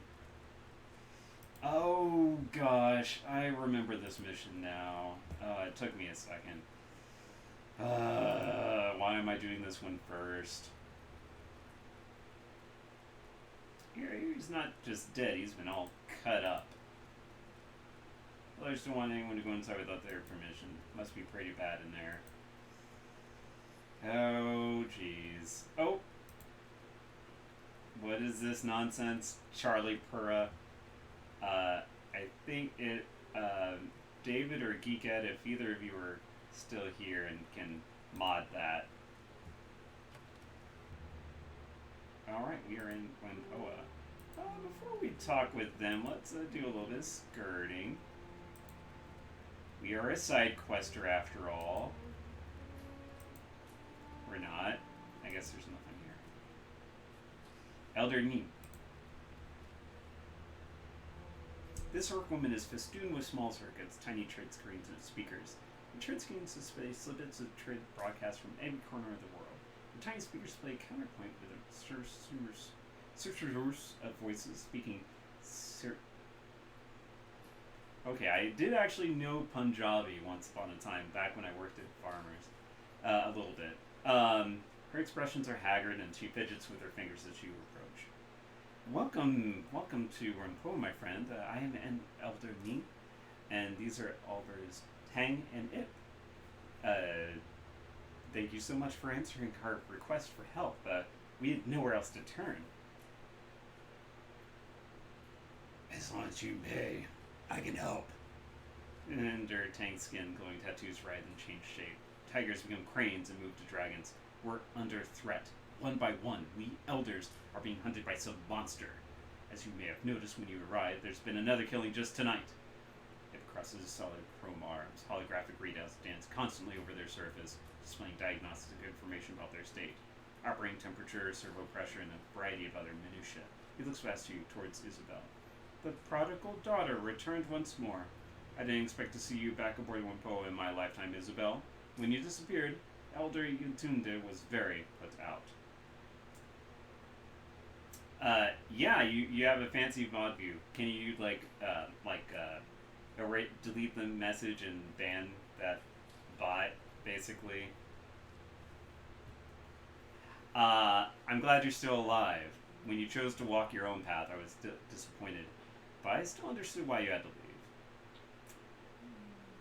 I hope my lessons have helped you prosper. So many people are talking about prosper. I'm really, Didn't expect you to be back either. Work takes you places, though. Isabel shrugs. A moment later, she places a hand on her pistol, eyes straighten on the Ip's shoes. I don't cart this around for fun, Ip. The lessons kept me alive. Isabel blinks several times and looks up at me, her expression clouded. Where is Yutunda anyway? I expected her to be here. She's dead. So are Gon and Nakamura. And Tong was just killed tonight. So much blood. You have to stop this from continuing. Isabel's expression remains impassive, but her knuckles grow white as her hands fall up into fists. That's what we're here for. We'll stop the killings. Thank you, Isabel. And he lifts a hand, wiping tears away from her eyes. What can you tell me about the murders? They started 2 weeks ago. The Vertigo was gone. We found him in his apartment, eviscerated. He'd been torn apart. His head had been ripped completely off and most of his skin flayed away. There's so much blood it took us a week to clean out his apartment. Tang nods, throwing his palm over his forehead. The rest have been the same. Always at night, always dismembered. Each scene is like a nightmare. And every time, nobody has seen anything. It's like a ghost. What happened to Tong? Same thing that happened to the rest of the victims. Evisceration and dismemberment. We sent a guard to keep people out of his shop, but he'll let you in. When did he die? Sometime early tonight. He locked up his shop, but Ip stopped by to ask him about some skill chips he had. The door was unlocked and inside. Seeing it and its inability to continue, Ip takes over. Inside looked like a bad horse, and just like all the other murders. That had happened after sundown because I saw his shop was open when I was on my way to get some noodles for dinner. Why didn't you call the police? The Hong Kong police force isn't welcome here. They tried to force us out several times for come hunting for someone to pin a crime on. We do a lot of favors for local gangs and triads, handle their matrix security, fix up their gear, and make sure they have access to Hong Kong Shadowrun's hub. We're too valuable a resource for them to lose, so they protect us when the HKPF or anyone else decides we're an easy target. They handle our physical security, and we make sure to send our message via the Matrix. The last time the HKPF made trouble, we started airing the assistant chief's dirty laundry over the TRID. They got the picture and backed off. Have you made any enemies lately? Not that I can think of. We keep to ourselves. We buy and sell technology. We're not mercenaries or criminals. We're merchants and deckers. Even if someone was cheated in a deal, this kind of response is unthinkable. Whatever did this, it wasn't human. The violence and savagery, it's a monster, whatever it is. Playing men and humans are monsters too, Nay. Just because it's horrible doesn't mean it's supernatural. What do the men One Point Elders do? Isabel snorts. They make the rules and kick people out who don't obey them. They're a bunch of petty tyrants, that's what. Being unfair, Isabel, our laws are for the good of the community. We keep the Wempo and its residents safe. We review trade agreements with outsiders to see if they're good for the community and provide a guiding vision, like town council. You people are really weird. She bows to her head and spreads her arms wide. Our ways may seem strange to you, but they have sustained us for many years. I do not expect you to understand. I am the invoker of sprites. I commune with the spirits of machines, ask them for blessings, and pass those blessings on to the people here. I heal the sick and ensure the feng shui of our habitats is as good as it can be given our confines. She is a shaman, that's all. She has got some kooky spin on it. Claims her totem is some kind of all-encompassing machine god that lives in circuitry. Isabel pats her deck, looking at me. Ancient gods and ancestors are one thing. My deck? It's mine. I built it. The only spirits it's got in it are the ESPs I loaded with. Ning gives Isabel a look of deep sadness. Just because you cannot see or touch a thing does not mean that it does not exist. Just because you do not believe in it does not mean that it does not protect you from afar. I can't touch programs either, but at least I can prove they have an effect on the physical world. Your superstitions are just that. Bullshit. Jerking a thumb towards Tang. This guy treats drones like they're living things. What exactly do you do, Tang? He extends his arms, palms up, as you watch the tattoos therein shift into complex mathematical formulae. I am the first and glorious servo. I study patterns, repair machinery, and teach others how to attune themselves to the wonders of automation. The blessed Autofab is my shop in Purview, where we make the drones we sell, use, and sell. Really, what an fascinating and spiritual spin on things. Arthur inclines his head towards Tang. I'd be interested in hearing more about your philosophy. Once we're done with the job, I think I might find your sect to be very interesting. As for me, I serve the resplendent voltage spike.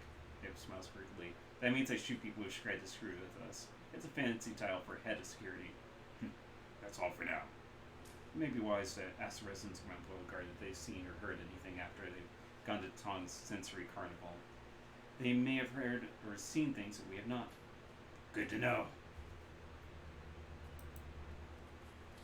Alright, that's... Oh.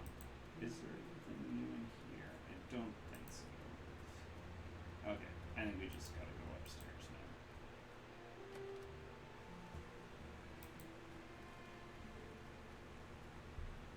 Okay, I think...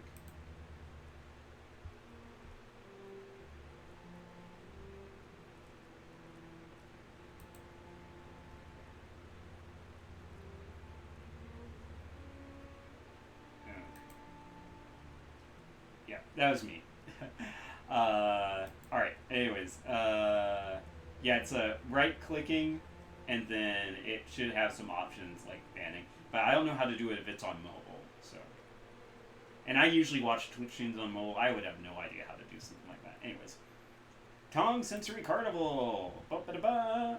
Porter Lamb. Porter Lamb, at your service. Elders told me that you'd be coming. Did they tell you about what happened to Tong? Just the basics. Well, nothing's basic about this. Seen people shot, stabbed, beaten to death. Hell, I haven't seen a corpse that was so dry and desiccated I could have sworn a vampire got to it. None of that's got anything on this. Brace yourself and go on in. Inside we go. Tong Sensory Carnival looks like the scene out of a B-grade slasher sim. The cloying scent of incense hangs thick and pungent in the air, emanating from the small shrine in the corner of the shop. Unfortunately, it does nothing to cover up the reek of death and clotted blood. Despite the ragged remnants of Elder Tong littering the floor, the rest of the shop appears to be in good order, at least at first glance. Nothing's broken, tripped over, or otherwise ransacked. As you're about to step further into the room, you glance at the ceiling and walls. The blood from Tong's body isn't just confined to where his remains lie. Its drying blood is spread about the walls and ceiling as well. Yep, that's a mess. That's a mess.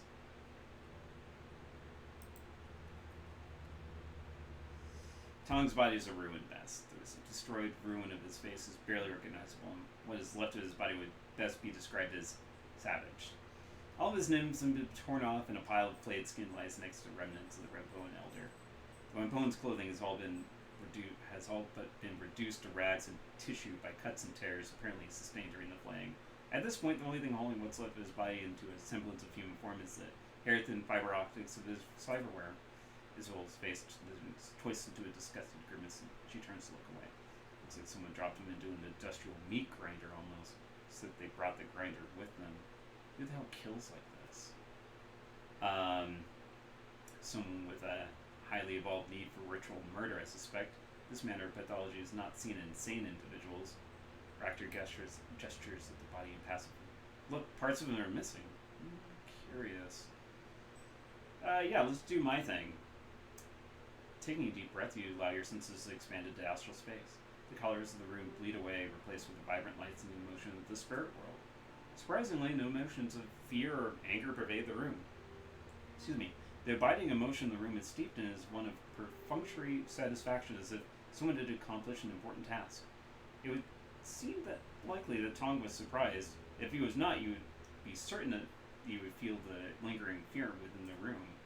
You mean you didn't see it coming? Maybe we're dealing with an assassin, not a monster. I'm okay with that. I understand assassins. Monsters, not so much. Ractor, what can you do? Ractor takes his time examining the body, taking small notes in his PDA. Curious, no subdural bruising where the skin's been removed, no sign of a struggle. Coagulation of blood and lividity marks the time between 2 and 4 hours ago. The knife marks are methodical. The killer doesn't seem to have been interested in preserving the skin as any kind of whole. It was removed a bit like one fillets of fish, a path of least resistance. Some of those strips of skin have a more ragged edge than others. The ragged edge looks to be more consistent with a claw rather than a blade. All this stuff, so I'm looking at Ractor's drone right behind me with his murder claws and everything like that. I'm like, Ractor, you got a problem with my point? Just wondering, just looking at your drone has kind of the things that you're describing here. But anyways, Ractor makes a curious noise as he examines the remnants of Tong's face and neck. His neck's been severed between the 5th and 6th cervical vertebra. Scoring across the bone indicates a bladed weapon, and a sharp one at that. Doesn't match any of the other wounds. Raptor stands and looks at you directly in the eye. If I had to guess, I'd say he was killed with a blow to the back of the neck. Everything else was subsequent damage. Why would someone kill him and then skin him? Honestly, I have no idea. Perhaps whatever did the rest of the damage was secondary, an act of opportunity or the like. Without further information, I'm not comfortable guessing. Okay. Walls are covered in splattered and smeared blood, most of which is hardened into a crusty congealed paste. Thick tracks of it run laterally, as if the blood had been deliberately smeared. Hey, Slane, I don't know a lot about science and all that, but I know what blood looks like when it hits a wall. This isn't natural. Somebody deliberately smeared blood all over these walls. See how it's got, like, paint trails? That's because somebody used Tong's parts like a brush. So they painted his walls with blood. Why? Do I look like a psychologist to you? Maybe because they're a freak. Maybe they're one of those sick serial killers that sees their murder as art. I got no clue. All I know is that I know what normal blood looks like on a wall, and this ain't it. Some people have a bad grasp at art. I knew this guy in Kwantung who used to make music out of stray radio static and panic button calls. Called it crisis wave. It was awful.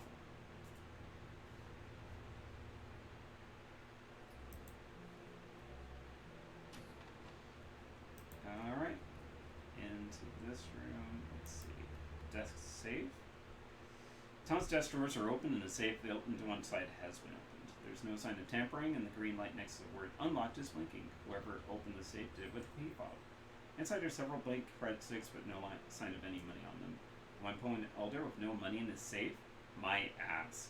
Somebody cleaned him out. Probably grabbed the key fob out of his pocket. Tom's bathroom is immaculate. The drains are tiny. Whatever killed him didn't exit through here. This is a Yamaha 95000V Simpson, a device for mixing and mastering Simpsons chips. Several drive bays are empty and all the jacks are empty. The screen is flashing a repeated error message. Warning, requested files cannot be found. Please return drives to bay and try again. Izzy, do your thing. There, I put the drive warning on suspend. It's in diagnostic mode only though. Maybe we'll learn something, maybe not. Yamaha, blah blah blah. Memory drive, assist bus, blah blah blah. Beginning core dump. Looks like Tom was cooking some BTLs here. BTL stands for better than life. He hacked the peak controller output cutoffs. The delta levels in sim chips are usually about 4 to 5, 6.5 for CalHots.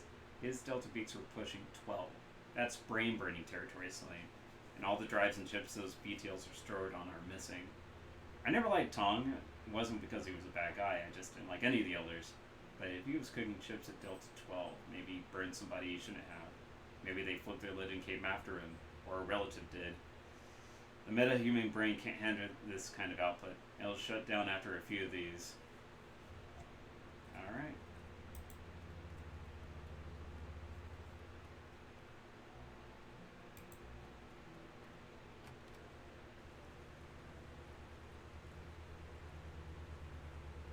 Alright, Porterland.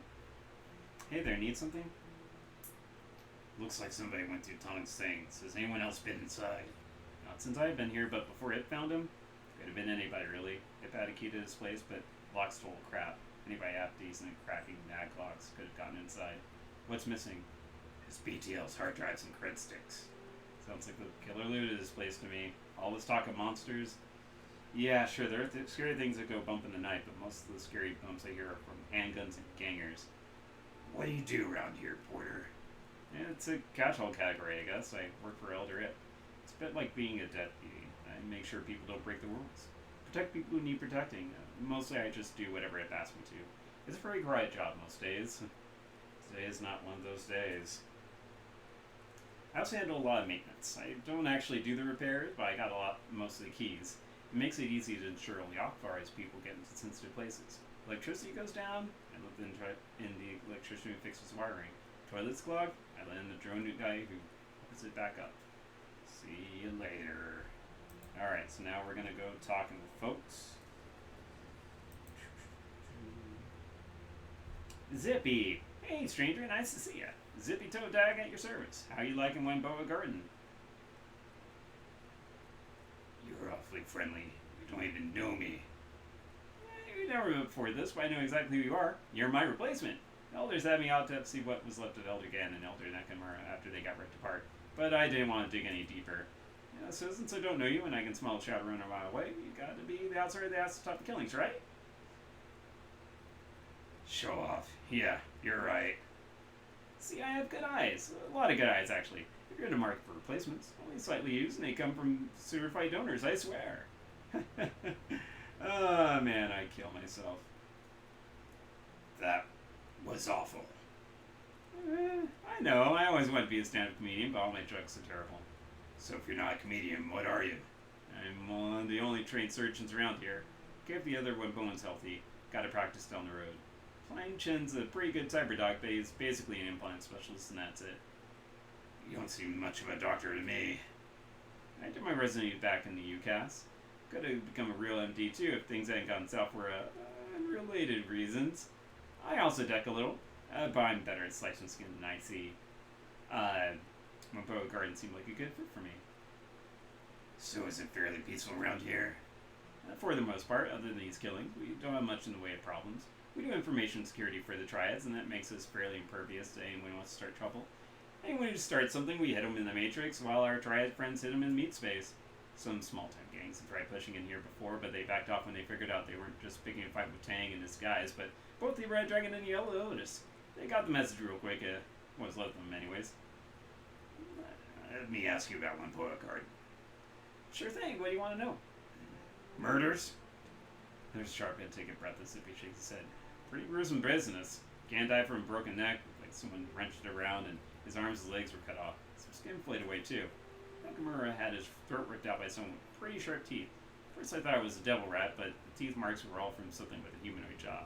I didn't look at Yatunde. From what I saw at the distance, it was the same story. Didn't seem much point since I'd seen it twice already. As for Tong, from what Porter told me, it was gone and Nakamura all over again. You take a look at him? Yeah, it's the same as you described. Damn, I like Tong. The PTL business is savory, but man had to eat. His regular Sims were great. Generally all around nice guy. Friendly with everyone, never had anyone mad at him there. There ain't no justice, let me tell ya. Looks like Tom was killed by a blade, not a broken neck or bite. What kind of blade? Was it a knife, a sword, maybe an axe? I don't know, but he was stabbed to the back of the neck. I don't like it at all. Some holes of hair got me on edge. People dying is nothing new, but the flayed skin. Ugh. After a moment, he composes himself. It sounds possible that whoever's been killing the elders is trying to muddy the waters of the world of blood and court business. This is a crime of an intelligent, careful killer. Be careful. This investigation might take you somewhere unpleasant. What can you tell me about the elders? Well, a neglected bug, that's for sure. Where to start? There's the spiritual leader here. She's the voice of Wempoins, I guess. A lot of her close friends are really more followers, since she's something of a priest for the machine spirits. Maybe it's a cultural thing for people who grew up here, but it's never called to me. Still, she makes a damn fine pot of tea. I was about to say coffee. It's a muscle and has this encyclopedic knowledge of cyber and Bioware. Definitely a good guy to have watching your back. Not too friendly, but you know how it is. You get a lot of cyber, people start going to feel tired of their arms off. He's got this move straight out of Boiler Carnival 3, The Reckoning. Terrible movie, but great bike choreography. What about Tang? I don't know much about him, but I think he's got some kind of fetish for automation. Found him cooing over some kind of trids of automated delivery drones in a warehouse once. He works with drones, has his shop called the Blessed Autofad. He was raving about efficiency of movement patterns or something. You already know about Tong, ran Sims, BTL, skill chips. Again, used to be a mid-city planner before he had a nervous breakdown and got involved in statistical analysis. Nakamura came from Fukuoka and was interested in entertainment. Trade mostly. Spent a lot of time analyzing supplementals and ads. Then there was Magpie. She was the chief decker, hot as hell against ice, and built her own hardware. Salty old woman, though. Never met anyone who was quite as shrilly as nasty as she was when she was mad. And she was mad most of the time. Wait, nobody mentioned Magpie to me. When did she die? She didn't. Maybe a month or so ago, she just up and disappeared. Went to her shop one day and she just wasn't open. Nobody's seen her since. Kind of a pain in the ass, too. She owed me some new analyzed software she picked up. I've never heard of Magpie either. She must be one of the newer one-phones. If she was the decker, she would have replaced Elder Gao. No her eyes there. guy was older than Quinn. Blah, Terracotta Warriors. When I was learning decking from him, he could barely get out of bed. Still fast as hell in the Matrix, though. How can you be new and an elder? It's a stupid name. It doesn't actually have much to do with time spent in the community. It's something you do with, for sure, but it's mostly how skilled you are, how good your connections are, and how much you can help everybody else. Should have called them experts or something. Bingo! That's exactly it. She was only here for about 3 years, but she knew a lot of people all over the Matrix, in Shanghai, Beijing, all kinds of places. That plus her skill meant she was a shoo-in when Gao died. Why'd she disappear? No idea. One day she was here, the next, poof! First I thought she was just on vacation, since she had mentioned wanting to see the Kingdom of Hawaii someday, but it didn't feel right. She would have at least told me she was leaving. It seemed mighty suspicious to me. Nobody else seemed to care what happened to her, probably because she pissed them off so bad. Pissed them all off so bad. New place. I should start looking. You might want to check out her shop. It's all locked up, but other elders have a spell key. Couldn't hurt to look around, even though Magpie was always butting heads with the other elders. They wouldn't have any reason not to let you in. What do you mean they were butting heads? Magpie and the others never saw eye to eye. She was contrary for the sake of it. Most of the rest had a grand vision for what they wanted this neighborhood to become. Magpie just wanted to deck. She was only an elder because they needed someone with her Matrix chops. Last big argument between her, Ip, and Nakamura. It was over something relatively trivial. I think Nakamura wanted to expand a private trade business into the Matrix, and she just absolutely refused. Why'd she refuse? She said something about not using up valuable bandwidth for trivial entertainment bullshit. Anyway, it went from there into this rant about how she wasn't going to let Tang expand his drone business any further because they get too much mega corporate attention. They accused her of blocking them just because she could, which is probably true. Lots of screaming. What do you mean, blocking them? Everyone needs their Matrix skills for their business to run properly. There are other deckers, me, say, or Monyembe, but she had the infrastructure. If their project didn't interest her, she wouldn't even give them the time of day. She was real hard-headed about having her time wasted, but she figures that she's not interested in something, it has no value objectively. Kind of a major blind spot if you ask me. Could you let me into her shop? Oh yeah, I got to talk to the other guy. No can do, not because I don't want to, but because I just don't have the key. You have to get it from Ed. He's taken over all in Matrix infrastructure maintenance, and Magpie disappeared. He's not as good as she is, or as I am, but they're not going to let anyone who is an elder take care of that kind of critical stuff. See you later, Sips.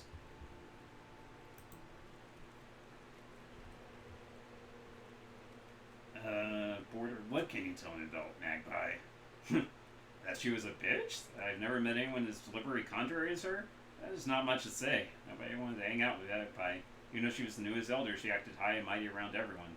She'd block deals and argue against Nakamura and just because she could. Why is she so contrary? Yeah, it's just her nature. She loved fights and gossip. Any chance to cut somebody else down, she'd take it. I guess I always figured she had some deep-seated insecurities and covered it up by attacking other people. See you later. Alright, let's see if there's anyone else to talk to real quick before we go elder talking. Oh, hello. A man has a tired, war-weary demeanor about him. His eyes tracking moons with a penetrating critical precision. Something about him, the lines around his eyes perhaps, make you suspect he's seen a lot of terrible things happen. Let me guess, you're the freelancers the elders are paying to look into the murders around here. That's right. Who are you? Call me Demergo. I'm one of the Rampones, but I've been here long enough that they don't think twice about me being here. So what have you found out so far? You're awfully curious for a random guy. Fresh your curiosity. I used to be with the New York Police Department as part of their thaumaturgical research division. Part of the CSI branch, except I did the magical investigation while the other guys pulled prints and checked the blood samples. Demergo tossed the soy cat cup towards the nearby garbage can. When I hear about shit like this happening, I keep my ear to the ground. Old habits, you know. So, why aren't you investigating it? Albert asked me to look into the killings after her first murder. She couldn't afford my fee, though, so I took a pass. It's not just the money, either. You see that stuff day after day, you pay a price. It eats away at you. You know what it's like to feel all that sickness and anger every day? To be asked to pick up a murder weapon and relive someone's death? Feel it going into your neck? Pleading in the voice of a dead woman for a murdered killer to spare you? These days, I'd rather interrogate the living. Thanks. Sounds awful. Awful. It's more than awful. It's a goddamn nightmare is what it is, when I couldn't wake up from for a long time. Sometimes you just gotta cut and run, start fresh. At least now I can pick my own jobs. I read objects. It's called psychometry. A little trick I managed to pick up. Don't really know how. I hold on to something, I can tell you what happened to it. Who owned it, how it killed someone, if someone owned it, or was afraid of it. Useful, but it'll tax your heart. And before you ask, no, I'm not going to read anything you find. I already told me that I didn't want any part of this. You want advice? I'll give you that. I'm not getting drawn in further than that. So aside from that, is there anything I can help you with? Okay. What can you tell me about the Web Poems? I don't know much. Even though I've been here almost 2 years, I'm an outsider still. I don't really accept anyone who's not as much of a tech nut as they are. I'm just a crazy mage that lives down the road. It's got some heavy-duty cyber work. It's basically an enforcer for the rest of the council. It doesn't seem to set much policy. Nance is shaman that worships machine spirits. It's all a bunch of hokum, if you ask me. Magic is magic. Yep, you and me. Demurgo Slain team up. Let's do it. Whatever you want to call the source of magic is fine by me, but don't ask me to believe in the great spirit of electronics. As for everyone else, they're tend to be an okay bunch, a bit strange, but that's fringe culture for you. They scrounge tech, rebuild it, sell it off. Some have even have their own autofab shops. Their stuff's pretty high quality too. People from all over Asia shop here. If they need something rare and unusual. Tight-knit little community, all things considered. What do you know about the murders? They started a couple weeks ago. Aldergan was the first to go. That's when he asked me if I could look into them. He was ripped apart, arms wrenched out of their sockets, skin planted away from with a razor sharp knife. Rest have been the same. Word did it sure didn't care about it being clean death. Funny thing is, the Hong Kong police force was out here a few weeks before that, maybe a month ago tops. I know it doesn't seem like much, but the Wampoans usually don't let police in here. That by itself is odd enough, but it gets even stranger. Police officers were loaded for bear too. Big guns and heavy armor with NPC seals, the wards. They went into the parking garage near here. There's some kind of gunfight. Never made it back out. When backup showed up, Wampoans chased them away. They let cops in and chase them away. That's exactly the kind of question you'd be asking. And that the elders refused to answer when I asked. Go take a look for yourself, if you want. Watch out though, gangs taking up residence in there dealing drugs and BDLs. They call themselves the Red Spear. Not too violent, if you don't push them, but be careful what you say. Tong wasn't afraid when he died, he was caught by surprise. That's not what I would have expected. With the amount of mess at each scene, the victim should have left behind a hell of a lot of fear and pain. You sure? Very sure. Tong died tonight, so the astral signature hasn't had time to fade. There's only the sense of perfunctory accomplishment. Then it sounds like this wasn't a crime of passion. Planned attack would have that kind of resonance in my experience. It's possible the gore show is to throw off anyone looking for the actual reason. Yeah, if I wanted to kill someone to get away with it, I'd try to point the finger at some kind of monster. Basic investigation 101. It's usually the simplest explanation, but don't discount other possibilities. You think the mess wasn't incidental? It's a possibility. Ask yourself this. If the mutation happened after Tong's death, why would a killer perform that kind of ritual? Serial killers who engage in that kind of ritual don't feel perfunctory about it, in my experience. It tends to feel more like they're taking communion. It's a religious or sexual feeling most of the time.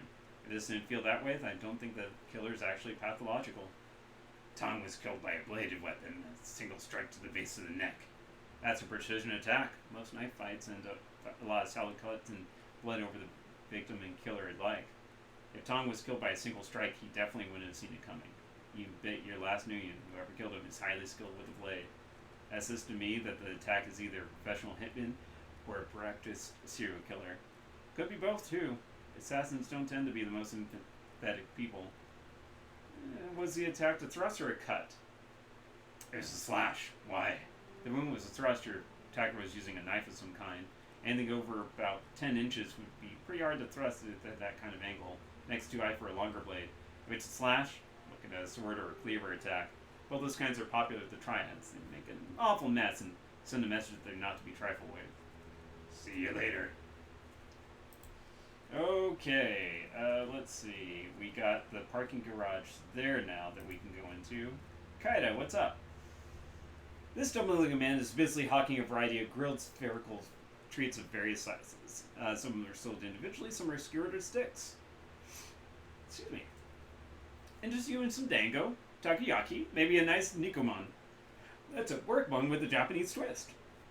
Excuse me. Any kind of tasty Japanese treat you can imagine, I got it. Maybe some curry fish balls for your speed. Kaida will give you your heart's desire, providing that desire is on my menu. Let me have some dango. Your wish is my command, good sir. Kaida definitely pulls one of the dango sticks. The carton drops it into the grill.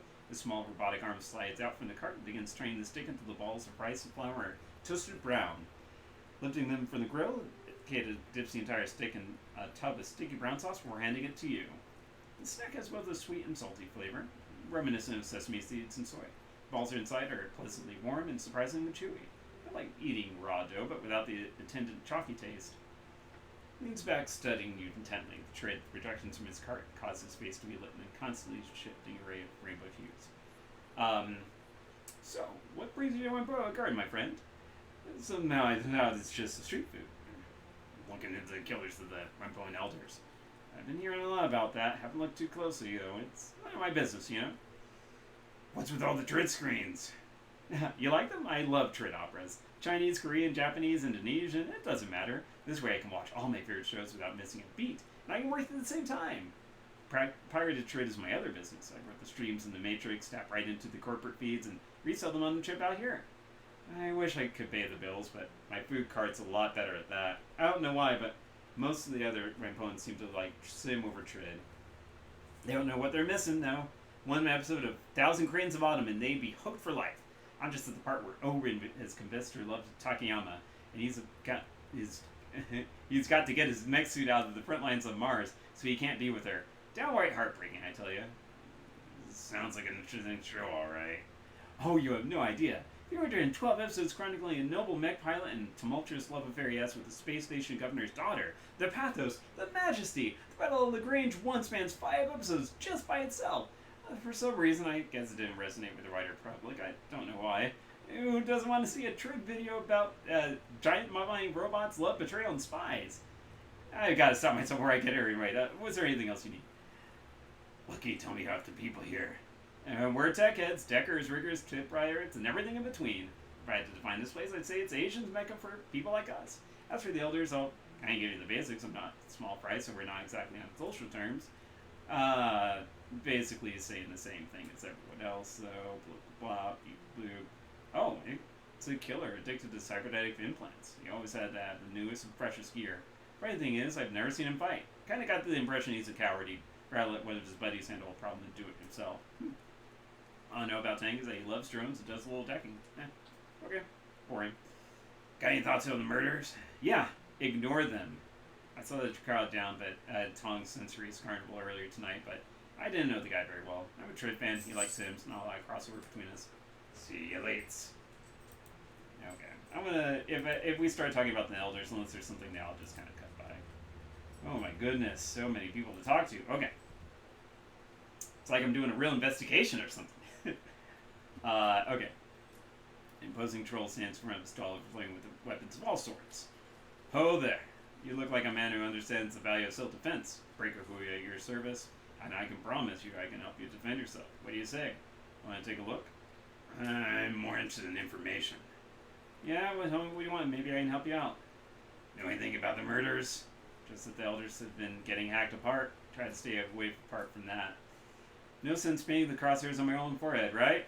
Nobody important I am to keep it that way.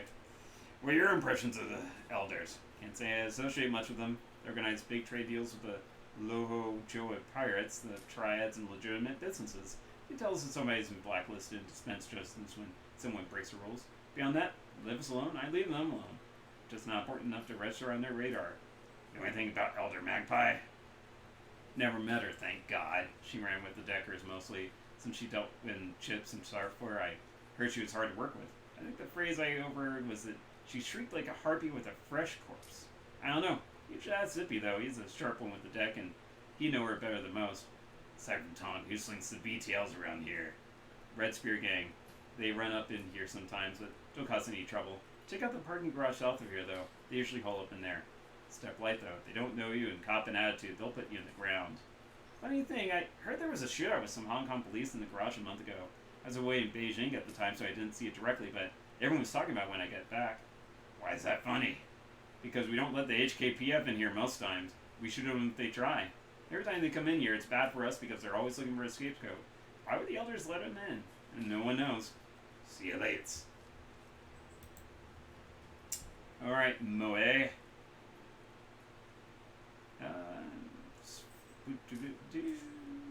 Can you believe this? They got 4 bootlegs of Echelon 60, the unreleased Enoch and Keys double chip show for Brazzaville, but absolutely 0 chips for Shotgun Bloom.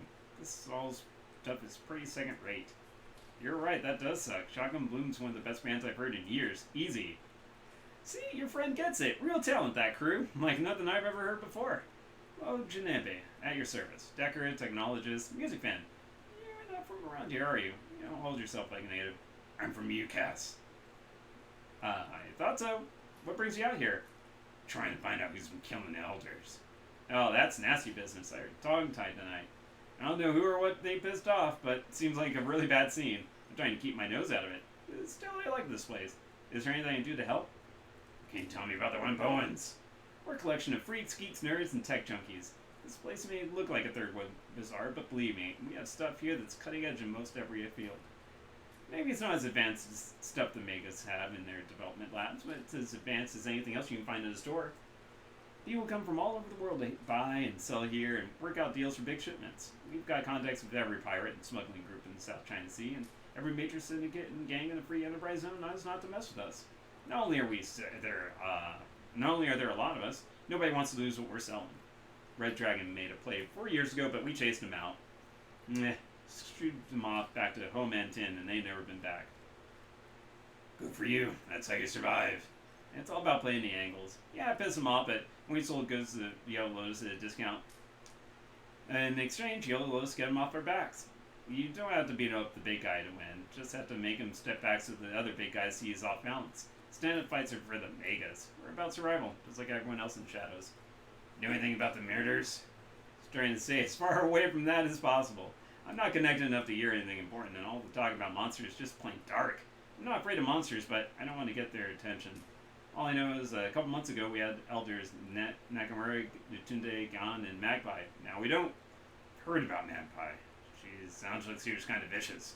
To be blunt, she's a hateful, shrewish old badger of a person. There's always her way or the highway, but she butt heads with all the other elders and we're damn near anything. Last fight she had was with Tang over something or other. I guess she ended up throwing some of his micro-drones into a deep fryer and threatening to kick his ass around the block. What was her line of business? Matrix gear. Her shop's called the Checkpoint. Not very imaginative, I know. She always had the hottest programs, best chips, made some killer decks for anybody willing to pay her rates. Cosplay a new one, but she was one of the best in the business. At least in Hong Kong. If you want to know more about her, you should talk to Zippy. Yeah, we know. What's your area of expertise?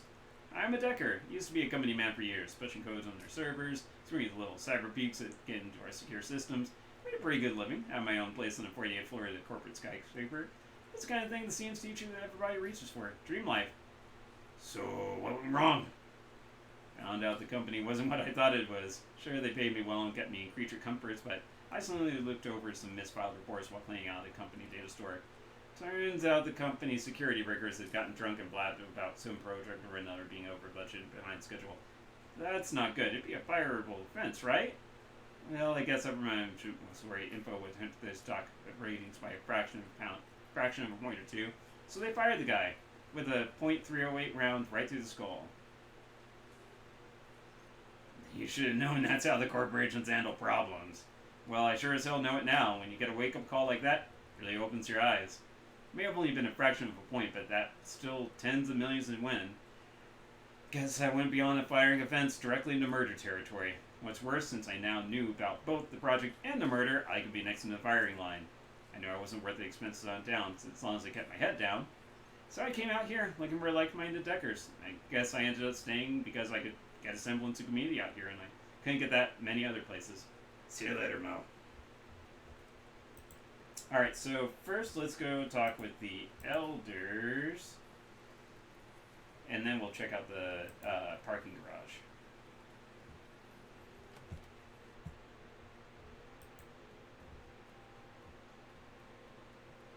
Oh gosh, so many people to talk to here. Hold on.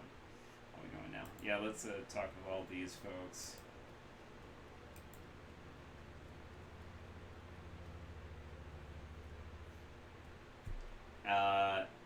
materials. Okay, show me what you got. Crap. Okay, never mind. Bye. See you later.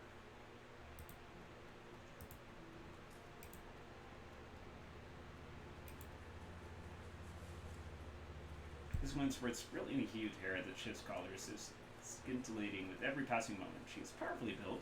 Natural athlete or someone who works out a great deal. Notably, a large shotgun rests in the arcade cabinet next to her. She reports you a short glance as you approach. Something I can help you with there, friend. You're throwing off my game, and I'm trying to beat my best score. Tank Warrior Opa? I haven't seen one of those cabinets in years. Me neither. Managed to find this one near by accident. I heard the music and thought, hold on there, Rainbow, you know that tune. After a few moments, Rainbow's game is suddenly over, her tank obliterated by a barrage of air-to-ground missiles. Piss on your ma! Right robbery that was. Right then. You don't seem like them Wimpoans. You're all in my touch, yeah? Maybe you are too, but we don't emphasize it like they do. What's your story?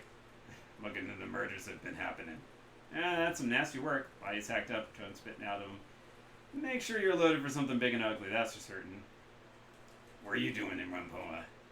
Hey, I'm a big game hunter these days. I get into strange places, look for some kind of bear critter I've not seen before, and I put a bullet in it. Only the nasty ones, though. No point in hunting a talus cat or such. It's only things like gargoyles, baragus, and whatnot. All the work I did with them in my youth does a good job of keeping me alive. I was out in Jakarta last year hunting one of them Indonesian vampires. You ever heard of them? Call them Liaks or Penegellans, depending on who you ask. Their heads and guts come out of the body cavity and they fly around like a giant messy pile of pasta. Took me 2 solid months to track her down, but I did it. Once the job was done, I asked myself, okay, Rainbow, where's the best place in East Asia to find some action? So Hong Kong it was. All the bigger concentration of valley critters than you usually find in the city. Been spending a lot of time down here in the storm drains these days. Heard a rumor of a rat king down there, where a mess of devil rats get all tied together into some kind of big, awful rat beast. Haven't tracked it down yet, but I figure it's only a matter of time, yeah? Where are you from? Can't place the accent. Born and raised in Dublin, down on the banks of the Gilliffe. Spent most of my early life there, working security on sacred spaces, historical sites or undeveloped land. The Green Movement was big in those days. It was a bit like being a park ranger. Sure didn't it beat some dead-end desk job, yeah! Spent a lot of time around County Dublin and Wicklow. Always loved animals, and I found out being a ranger put me in close with them. It was a good time, yeah? Making sure the budding new species like the bogies and centaurs didn't upset the ecology of Wicklow National Park much.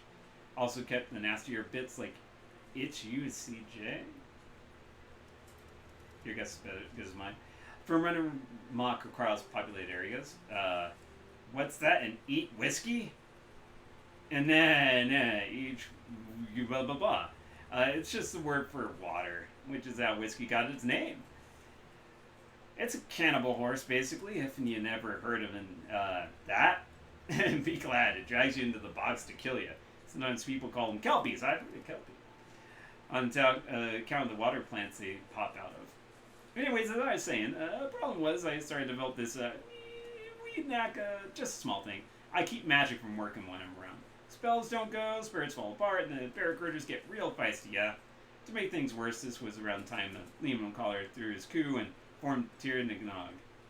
With all this fancy talk about elves and ancient magic, this was a bit scandalous to have a woman guarding ancient sites that wasn't just mundane, but also killed magic around her. So I got fired. You're older than Tirnagnog? Bang on, and I don't look a day over 25, do I? I am Irish, not one of them noggins. Pack of punters, a lot of them. Always going on about their ancestral lands and glory of the past and all that bullshit. I saw them kick dozens of old Irish families off their land just because their ears were pointy enough, or they didn't meet some stupid arbitrary criteria of old nobility. It's the kind of thing that brought back the IRA, just like in the bad old days of the Troubles. Skivers in the new tier didn't pay for the land they took, they just had a pack of bullies with guns. Pfft. Always been sympathetic to the little guy in a fight. They offered to pay for my help, so I said, yeah, simple as that. So you became a terrorist? Don't be so dramatic. They fixed me up with the cyber suture and gave me a lot of the kit that I got in me now. In exchange for going overseas to work for them. Smuggling, running guns, making contacts in Europe. Same kind of shit all revolutionary groups do. Seeing as how I got my own family kicked off their house, I was glad to do it. Still do work for them these days, but there's a lot less of it. Lady Day cracked down on the dissidents, but good. See you later, Rainbow. I think one more person to talk to before we go into Elder mode. Alright, welcome, sir. Welcome to Quack Etley, home of the finest clothing in Wimpoa Garden. How may I serve you? I didn't expect Wimpoa Garden to have a tailor in it. Many people don't. That's the mistaken impression that we Wimpoans are only interested in technology and the Matrix, but even technologists need clothing, yeah? Many of us gravitate towards the line that works there. Added protection is required. I myself am a material scientist, as well as a keen follower of fashion trends. What kind of material science? Fiber related, of course, primarily around aramid fibers, graphene composites, and dilettantes. It affords me a certain unique perspective when designing clothing that's not only beautiful, but defensive as well. I specialize in high fashion body armor, similar to the kind crafted by Securitech or Vashon Island, but much more of a personal touch. Show me what you got. Yeah, that's fine. Alright, bye-bye. I can't afford the 4-armor one, but yeah. Alright, is there anything we can do for you? So, questions. Why don't you tell me everything I need to know, like the hiding stuff? Why did you let the HKBF into Wimpoa Garden last month? Taken aback by the question, where did I put my water? There it is. When his composure does return, he speaks deliberately and great care. We generally don't let the police into Wimpoa Garden. It's true. But in this case, we made it an exception. The police were very polite and offered to look the other way over some of our deals with the Loho Joa pirates. They also made it clear that if we refused, they might not only take an interest in our deals with pirates, but would call in the Special Duties Unit and force their way in. We propelled the Hong Kong police for support, and they tried to push us around. We could probably drive out the Special Duties Unit as well, but the cost and blow would be too high. Since they weren't hunting or Wimpoa, we saw no reason to refuse their request. So, what were they doing in Wimpoa? They didn't say, and we didn't ask. The HKPF isn't exactly forthcoming about their business, and we found the less we know about their interests, the safer Wimpoa is. When you take an interest in the police, they return the favor. As far as I know, they went into the parking garage, there was a gunfight, and the police never came out. More showed up a few hours later looking for their missing officers. We didn't let those in, though. We just delivered what was left of the bodies to them. Why didn't you let them in? We were willing to allow the group of 4 in because they asked politely. When the reinforcements arrived, there were over 30 of them. We couldn't risk the police setting camps in our streets. It would have been a circus and disrupted our lives and business. So, why didn't you tell me about Elder Magpie? Why would we have? Her departure from the Wimpoans isn't related to your investigation. It happened before the guns began. I'm certain she's just off skulking somewhere. No doubt she'll come waltzing back next month, all full of attitude that life dared to go on without asking her permission. If she does, we'll welcome her back despite her problems with her behavior. Her skills make her extremely valuable. I've taken over maintenance of our Matrix infrastructure in her absence, but I'm nowhere near her level. The best thing I can do is ensure nothing breaks down until she returns. I'd like to take a look around her shop. Do you have the key? Yes, but there's a lot of sensitive equipment in there, including our community servers. We don't let anyone who's not one of our component elders in there. Why do you need to look around there? Excuse me, listen, you wanted me to find a killer. If I'm going to do that, I have to explore every possibility. I'm your investigator. You hired me.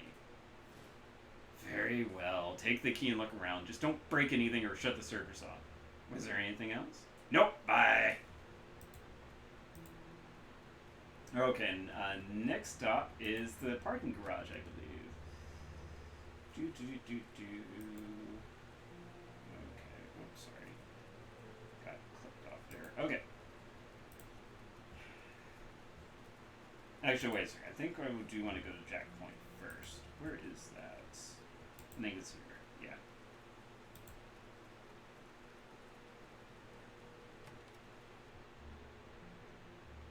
Display case. Alright. Chips, peripherals, add-on modules for cyberdecks, blah blah blah. Search the bin. Let's look through the display case so I looking for anything that might be interesting. Uh, Isabel looks past. That's interesting. There's a lot of storage memory, I/O handlers, and active memory in this bin. I'm not seeing any NPCP hardware, response increased chips, or anything related to the hot shit decking Magpie was supposed to be into. In fact, you can't even build a full deck with this. Without the NPCP, it'd just be a glorified comlink. What do you think it means? What do you think it means? Well, if I had to guess, I'd say somebody cleaned her out. NPCP, response increase, biofeedback filters, and all that. They're easy to move, expensive, and highly illegal.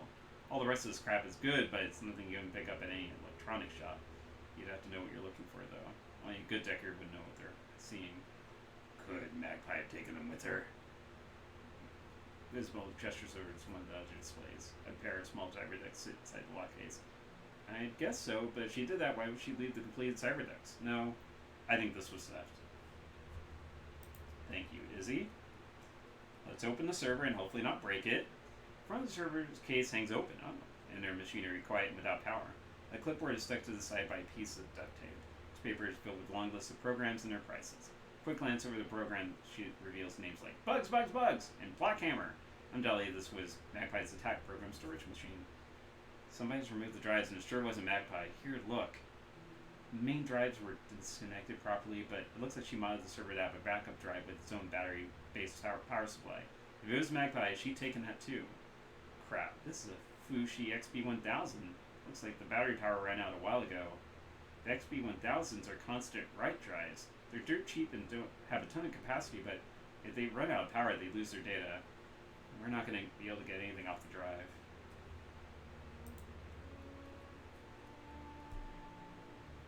Magpie's desk is kind of messy. Most people only associate with rats' nests, hoarders, and deckers. The surface of the desk is littered with cigarette butts, half-finished cans of soy cap, and scraps of electronics. A towering pile of empty instant noodle bowls sits next to it. Their sights are emblazoned with honest rings, instant all-time limit, and depict a line of top hat wearing caterpillars dancing with canes. Look, okay. Sweet mother of God. Deckers, man, I don't get it. Why the hell wouldn't you pick up after yourself if this is where you work? Isabel shrugs. She was probably busy. When you get in the zone, you have to keep at it. That's just how it goes when you're in the Matrix. She probably had a timer in her deck to remind her to toggle back to meat, space, and heat. Duncan looks at you, giving you a pointed glare. If I ever have to get in the zone that bad, promise me you'll punch me in the head. This place is gross. Search the desk. You gingerly root around the desk, doing your best to avoid the more disgusting piles and spills. That is not easy. The desk drawers are stuffed to overflowing with receipts, cigarette packs, optical chips, and cables. Most of the contents are boring, useless, and disgusting. While searching one of the bottom drawers, however, a low-quality tin lockbox catches your eye. Someone has pried the latch off, leaving a ragged hole where the lock should be. In the interior of the box is several seats for storing keycards, all of which are empty. A small note is taped to the interior of the box. Spare stockroom keys. The door is in the rear of Miss Yang's restaurant. Do not lose these. Use only if I'm not able to open the stockroom. The stockroom, huh? So who broke the lockbox to get the keys out? Probably whoever cleaned out Magpie's equipment. I'm thinking you're right. Whoever tore the latch off the box was in a hurry. And the elders could have cracked the maglock without much trouble, and most regular opponents could do it too. This seems like somebody was tossing the place and wanted to get in and out as fast as possible. If someone was after Magpie's gear, her stockroom would be a gold mine. You search Magpie's bathroom. There's not much in here. Toothbrush, toilet paper, some hairpins, and a collection of cheap makeup. Combination bath shower unit, however, is minor flakes of a dry red subject near the drain. Blood. Dry blood. Prying open the drain cover, it looks like quite a bit of it was shed as well. Shit. Maybe Magpie didn't take a trip after all. With that amount of blood, I'm guessing someone killed her quietly and then drained her body in the bath. Make it hard to relocate. Clever. That's careful. Nope. This doesn't seem to match the killer's other scenes, though.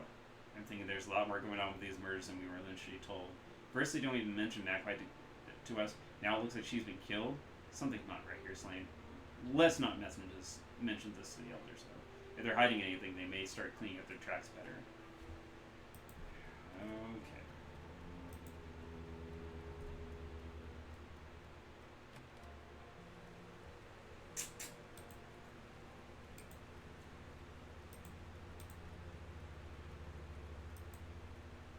Let's talk to Porter one more time. Maybe Zippy since he knew Magpie the best. Nope. Okay. All right. Then let's go. Oh wait. Let's go to the detective.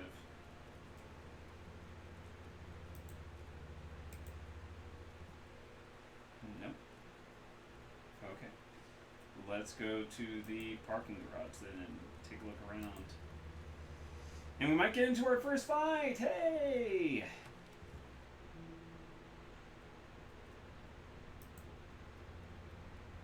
What's over here? Okay. Alright, well.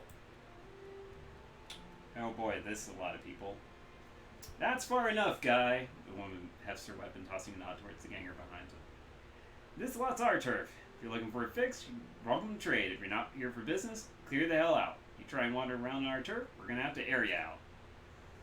So what do you say? You looking for a little pick-me-up? A little nitro to give you some pep? Maybe you want some chips? Take that edge off? You want it? I got it.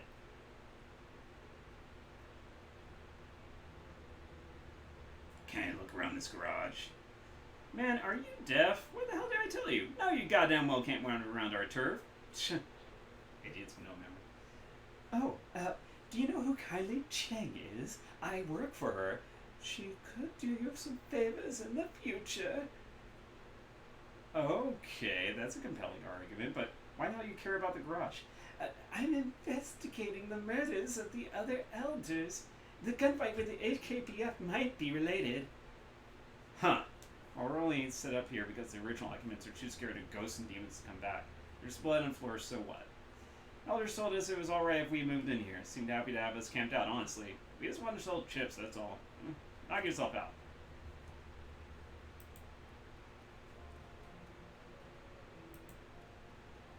Oh, wait. One second. Oh. Alright, cool. Alright. So that's why you have a troll with the etiquettes of academia and socialites.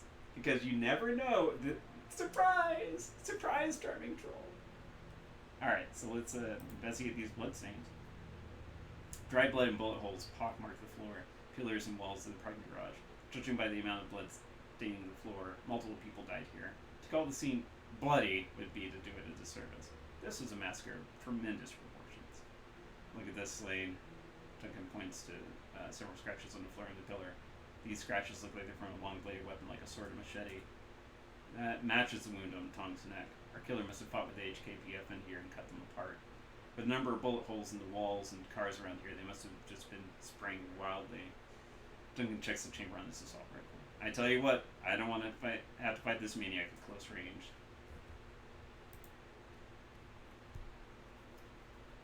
Dry blood and clots clog the drain. As you look closer out, where something catches your eye, an off-red color that doesn't match the hues of the cord around the drain. Bending closer, it appears to be a small nugget of some kind. Slide him out. Nugget, upon closer inspection, is a chunk of some kind of synthetic ferroplastic. It's got ragged edges as if it was broken off a larger object. A number of small markings are partially obscured by scratches. Academia! I shall decipher the emblems. Brushing away some of the dust, you appear at the primary bit of ferroplastic. The scratchings and markings on the nugget seem vaguely familiar. After a moment, it strikes you. You're not seeing the entirety of the markings, as the rest of mainland apparent to be of ferrocrete. Were the scratches to be completed, they would read Renraku Kingaku Kabushige Gaisha, the Japanese name of the Renraku Applied Sciences, the branch of the Renraku Asia responsible for materials science. Wasn't there someone that did material science? The tailor. Yeah, let's see. First, do these people know anything?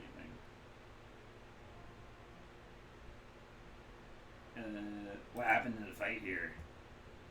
As far as I know, some police showed up looking for somebody. They got in here, all of them got killed. Whoever they were after was long gone by the time we showed up. Used to be a lot of Wimpoans living here. They all cleared out, muttering about ghosts and shit like that. Anything else about the murders? Nothing much. Tell you what, though, I got a guy named Kang. He was down in the storm drain system last week. Something was moving down there. Big, too. Man-sized. But wasn't speaking any language Kang understood. Kid beat back here fast as he could. Dumbass dropped his storm drain key on the way out, though. You want to go looking for whatever it was, you'll have to get a new key from somebody. Kang stole his from a city worker. Who else might have a key? There's a guy named Border Lamb who's got keys to pretty much everything. He's somewhere between a cop and a handyman. You can also mention some elf woman with crazy colored hair who managed to scam a key. Said she hunted fairy critters down there. Devil rats and shit. Alright, see you later.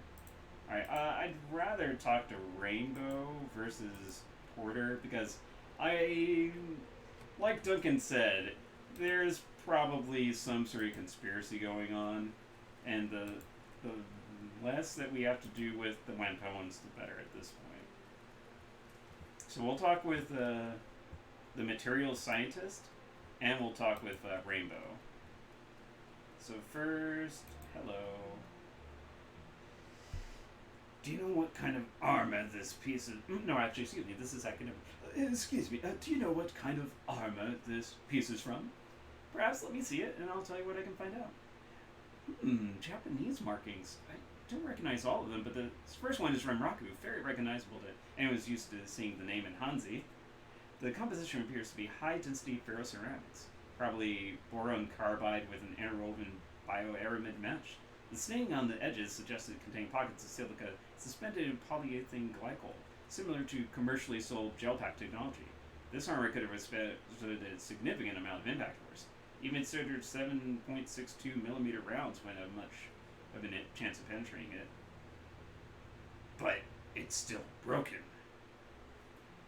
High velocity rounds with tungsten carbide penetrator would be the most common. This is the kind of thing armor-piercing, discarding sabot rounds were designed to defeat.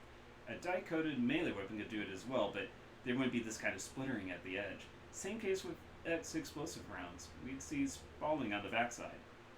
Whoever shot this off the owner came loaded with the right kind of weaponry to get the job done, that's for certain. And you don't carry that kind of ordnance around unless you're sure of what you're facing. It's just too expensive for common carry. Well, conspiracy! Conspiracy, I love conspiracies. Hey, good to see you again. You have a key for the storm drains? Of course I do. How else do I get down there to look for strange, creepy crawlies, eh? Why do you ask? Can I borrow it? I want to investigate something down there. Aye, sure. Watch your step down there, though. Drains are a mite bigger than people normally expect. Best of luck! See you later.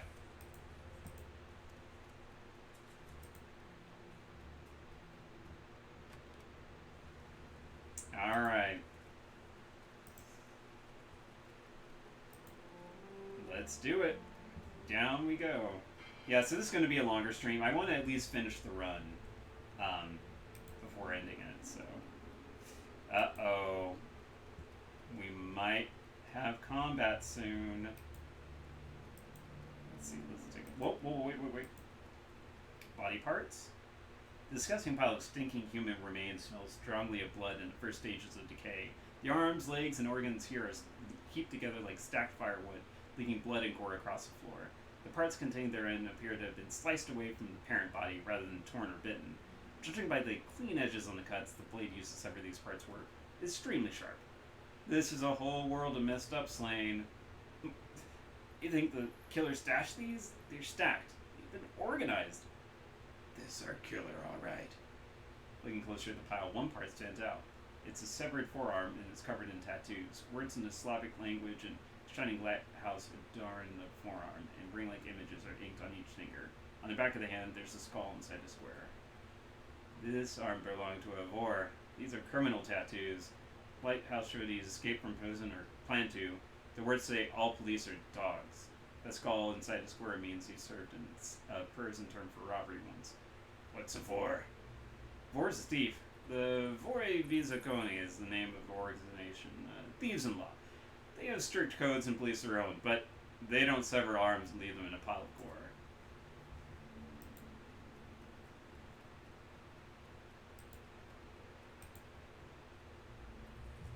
Despite the darkness, you see something glitter at the edge of the drain. Looking closer, it appears to be a necklace chain of some kind.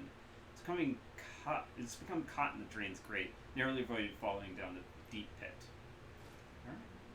Lifting the necklace out of the drain, you turn it over in your hand. It's a simple silver pendant on a chain. This silver pendant depicts a long-tailed bird in flight. A magpie. Oh dear. Oh dear. It's all coming together, folks. Anything this way? I don't think so. Okay. Oh, hello. As you round the corner, you hear voices speaking just loudly enough for you to make out coherent sentences. The speakers are definitely not local. They speak with a slight Slavic accent, and their clothing is heavily armored. Around them are a bunch of crates and boxes, all mostly filled. Looks like the group is packing up. Yaroslav says the boat will be ready tomorrow morning. He's gotten everything arranged with Port Authority. We move the goods to his warehouse. We handle loading them onto the ship. And we get paid right there and then. I'll be glad to be done with filthy place. Patooey. I will too. I hate having to hide in these damn drains. It stinks down here. I hear the devil rats running around down the walkways. It's a mess, and it's disgraceful. We shouldn't have to put up with this bullshit. And Alexander still isn't back from his little trip. I'll have to leave him behind if he doesn't get back soon. I know, Galena. Till Audrey says we're in the clear from the triads, we can't be seen with the goods on the street. They find us, we go back to Vladivostok. Vladivostok in sausage casings. Those Red Dragon Mudaki don't screw around when it comes to protecting their turf. Who knows? Maybe Alexander was stupid and they cut him. Either way, we'll have to lug this crap through the drains for a few clicks. Several boxes near the two women bear a distinct label, a magpie in flight. The same emblem you saw stamped on Magpie's equipment in her shop. The Orkman sniffs the air suspiciously, and her eyes dart toward the dark tunnel you stand in. Before you have a chance to get out of sight, she locks eyes with you. Or lifts her chin as she regards you, cracking her knuckles. What have we here? A curious little pest, come looking for things that don't concern him. What do we do with pests, Galena? We break them, Velisla. We hammer a spike through each of their throats, and anyone who sees their bodies knows not to meddle in our affairs. I suggest you stay where you are, pest. I'm not here to meddle in anything. I'm just looking for a serial killer. Well, you found some, friend. Us. You think you can just walk out of here after finding us? Think again. Oh, how do I want to answer this? Oh, do I want to be...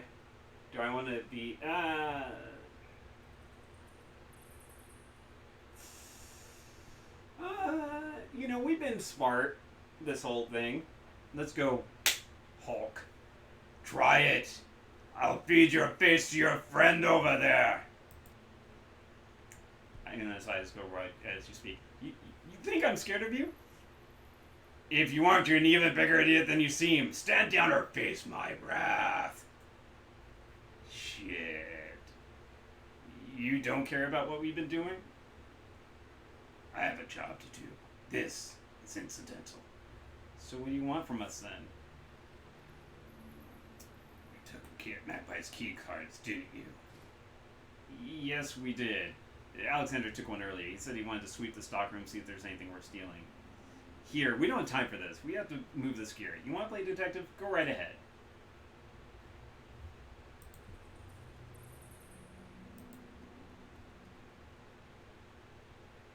Is there anything you can tell me about the murders? You think we get out a lot? I wouldn't even bothered known there were murders if I hadn't bothered to come out to get some soy cap last week.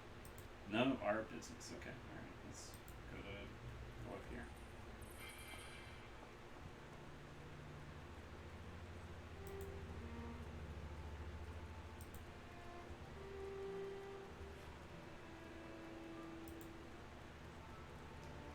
Alrighty.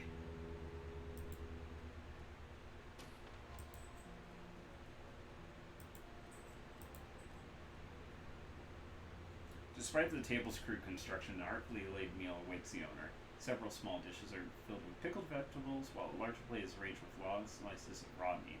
The meat is a pale pinkish white, like raw pork, and is covered in a light soy marinade. Poking the raw meat, you discover it's surprisingly tender. What's more, it has the faint aroma of marinade as if deliberately prepared. Leave the meat alone. I'm not that hungry. I already had that rice thing outside. This box is packed full of odds and ends. It nearly overflows with a collection of knickknacks, souvenirs, and assorted personal effects. There's no rhyme or reason to the collection of the items. They appear to have been thrown in haphazardly. Among the contents are charms from various temples, a wooden mask, and a paper fan. Well, what's up with the mask? The mask is extremely light. It's been painted a pale white, and the surface is almost as smooth as porcelain. Delicate features and lifted eyebrows are, excuse me, matched with bright red lips and delicately carved teeth. The teeth have been stained a deep black. Alright. The small charms are square pot packets, each approximately 1 inch wide and 3 inches tall. They come in a variety of bright colors and are embroidered with characters for prosperity, peace, wealth, and protection. Again, prosperity everywhere. Inside each appears to be a folded paper prayer or fortune written in Japanese. Unfolding the fan, you tilt it upwards towards the light to examine it. The image depicts an ancient...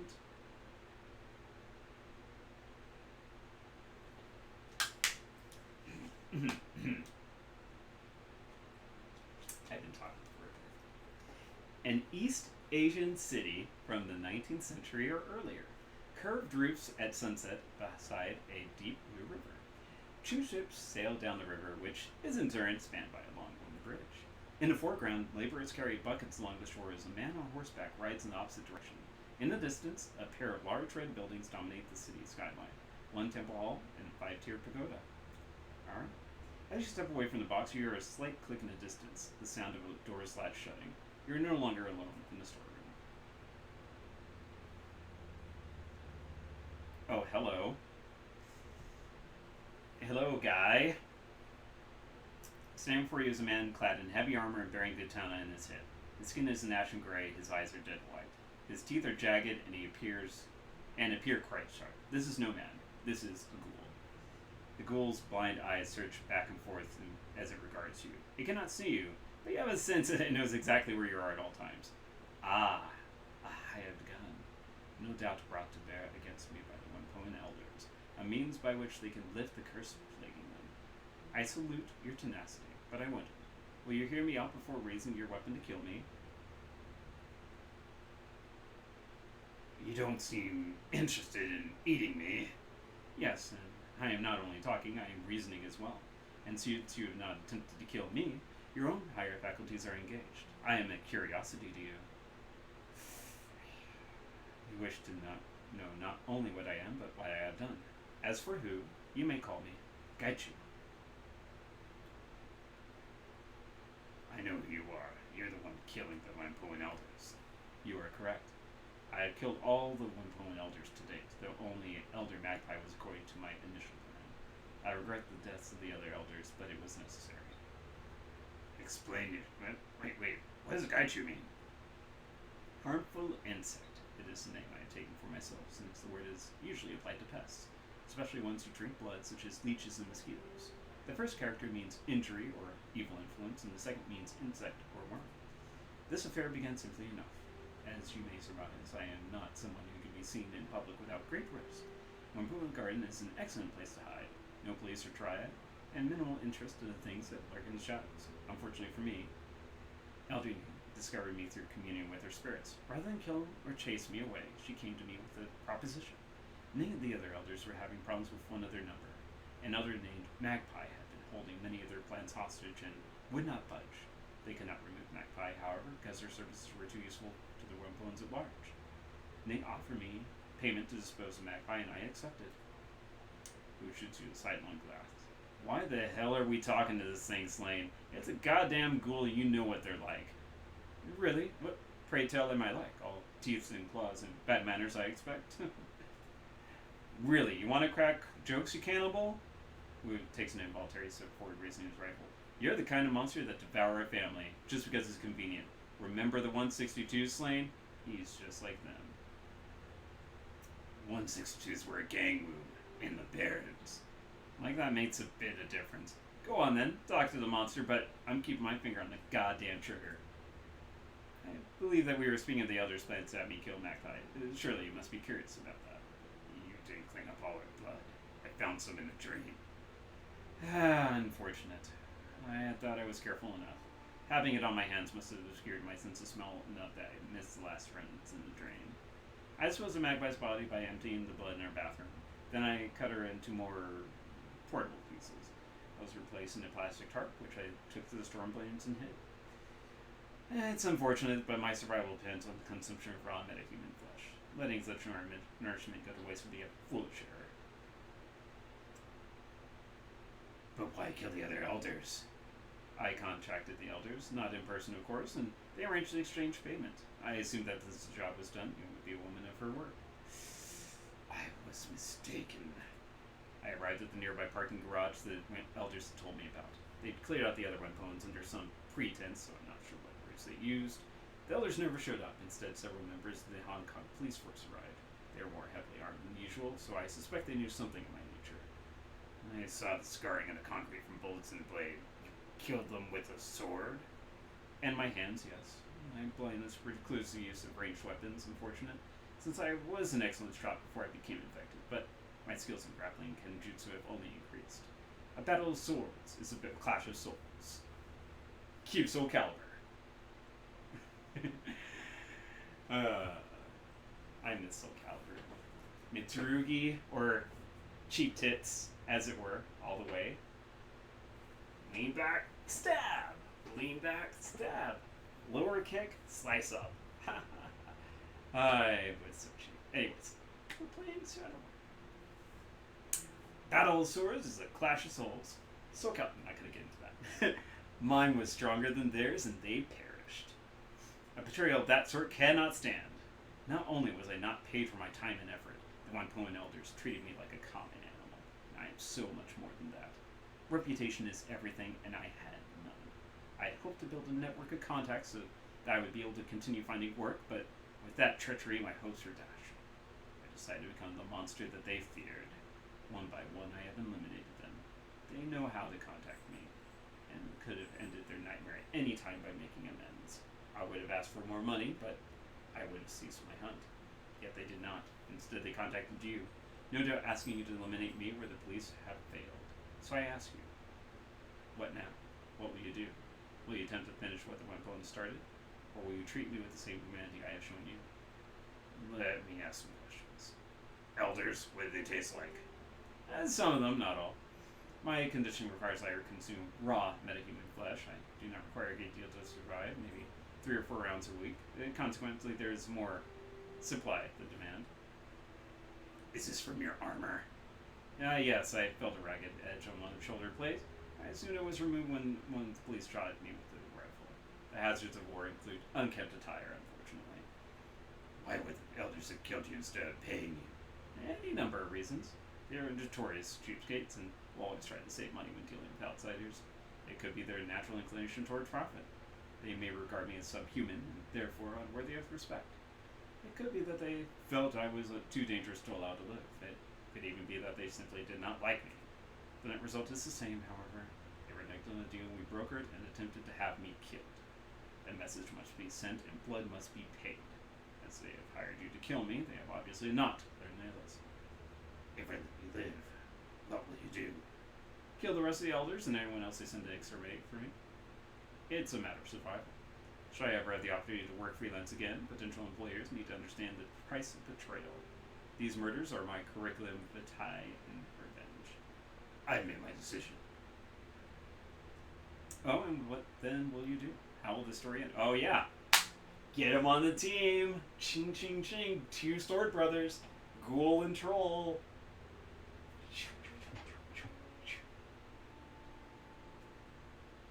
Come and work with me. I can be your face. A curious offer. What are the elders? Will you allow me the satisfaction of killing them? I want to see what they have to say first. I would counsel you not to believe their words, but you have the sound of one who is as wary as a matter of course. Very well. Let us wait until a bit later in the night. Most pedestrians will be off the street, and it'll be easier for us to approach a Wempon without being noticed. Sounds like a good plan.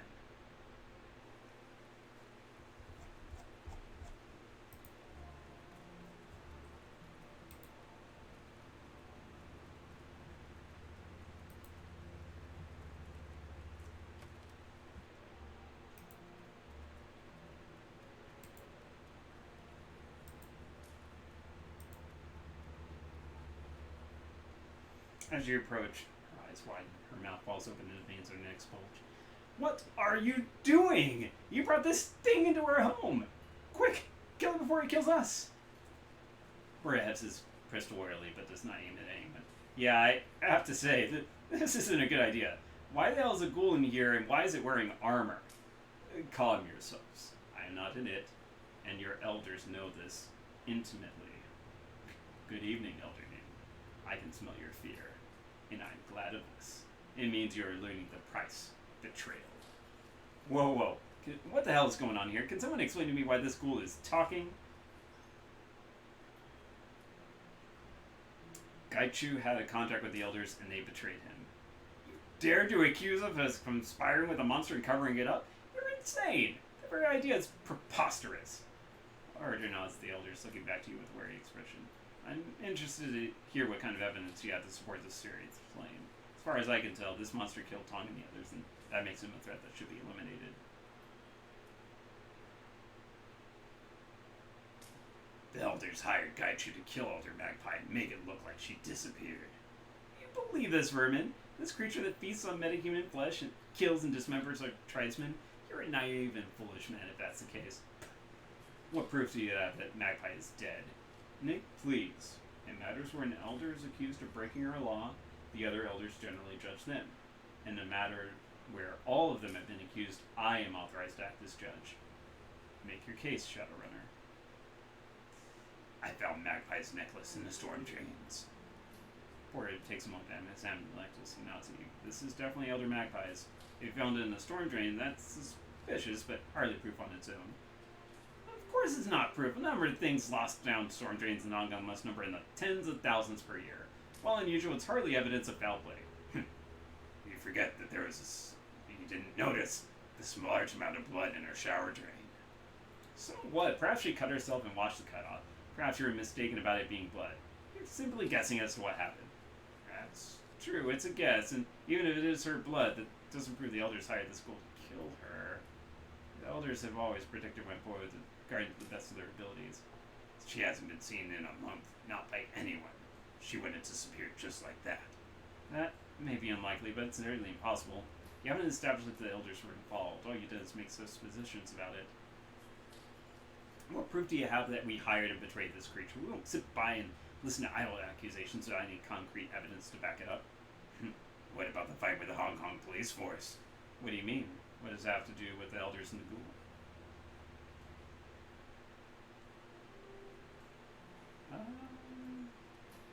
This piece of Gaichu's armor I found in the garage. The markings on it prove it.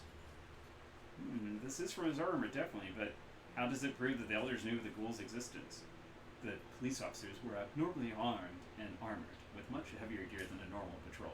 They were armed with armor-piercing, discarding savage rounds. That's hardly standard issue. Lesser evidence wouldn't have broken that armor plate. If all they were looking for was a common fugitive, why be prepared for a might of that magnitude? Obviously, they knew what they were searching for. That doesn't mean we did. The evidence in the garage points to a fight with someone using a sword. We allowed the police into Wempoa Garden because they were hurting someone. They never told us who or why they were looking for their quarry. It didn't have anything to do with us. I was only in the garage to collect payment from them. The ordinary residents were warned of the HKPF's arrival and were gone by the time I arrived. Or, sorry, well, he's angry upset. That's suspicious, I admit. Still doesn't prove that elders knew it was the ghoul. You Rempoans don't allow police inside the area. Why? Make an exception this time. The police were polite and asked our permission to enter. They were hunting a non-Wempoan. That was reason enough for us to allow them in. That doesn't add up, Ning. Why would the police ask us for entry now? They've never been polite before, and they've always tried to force their way in here. It doesn't ring true to me. Did you ask them to come in order to hunt down this ghoul? Preposterous, Porter. You know what our community is like. We wouldn't lie over something like this. This ghoul's been lying the entire time trying to cover his tracks. He still brutally murdered several elders. That's true. Those murders were vicious and cruel. I don't see any way to explain that away. This ghoul's a monster net for how he killed Tong and the others.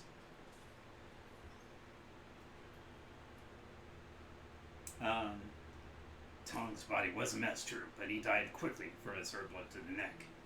I struck Tong down with a single blow from my sword. The mess made of the body was to send the elders a message, but I had no desire to make Tong suffer. At any time, Ning and the other elders could have made amends, and the killings would have ended. Instead, they hired a Shadowrunner to kill me. It's not about cruelty, it's about sending a message. That's not what I would have expected looking at the body. You killed him before you dismembered him. That's right. And you killed the other elders in similar fashion. There's no cause to prolong their suffering. The message was for the living elders, not the dead. The elders wishes to treat me like a monster, I would terrorize them like one until they paid reparations for their mistake. Come on, you can't possibly believe this crazy story. It's absolutely insane. Yet Tong was not tortured. There was no astral residue of pain or fear. He never even felt a blow. That's correct. I struck a single blow while his back was to me. His death was instant. Regrettable that he had to die for your folly, but necessary to protect my reputation.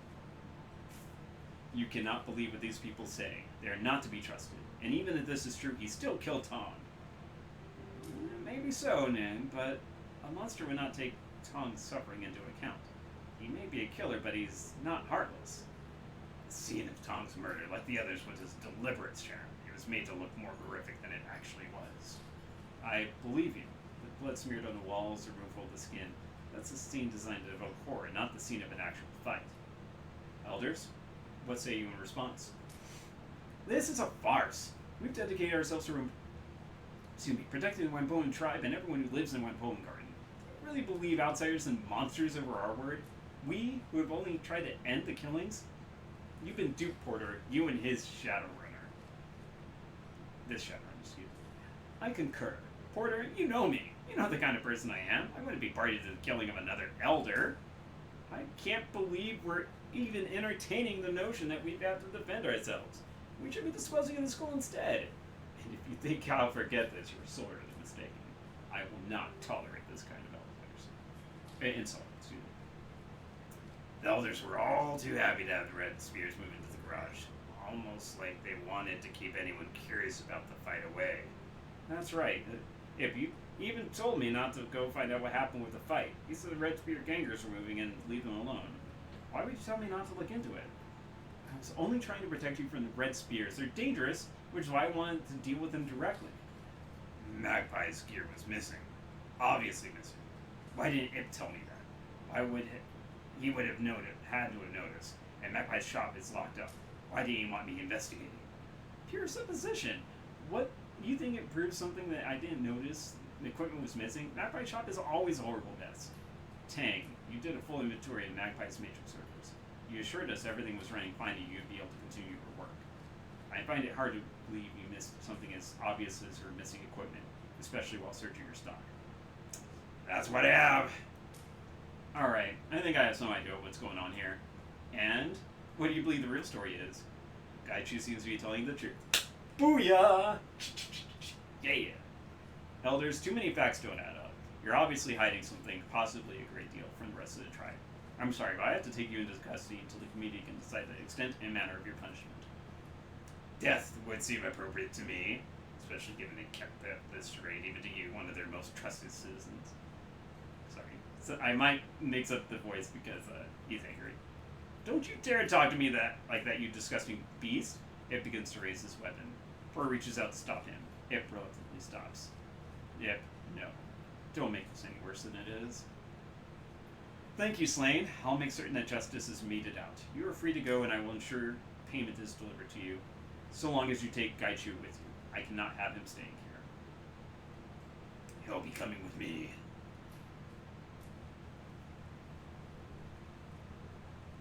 As you exit my poem into the sweltering night, all the air of the Kowloon streets, Gaichu turns to face you. I confess, I am unhappy with the decision to allow the Wampoan elders to live. We should have killed them, if for no other reason than to maintain our reputation.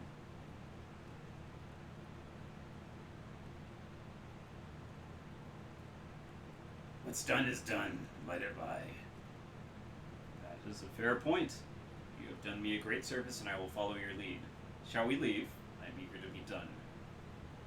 And so am I, because we are just going to go ahead and save it here.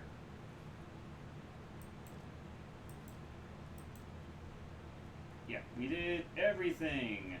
All we have to do is return to Hawaii. I guess we might as well finish the mission. You don't start a run and not finish it. Okay.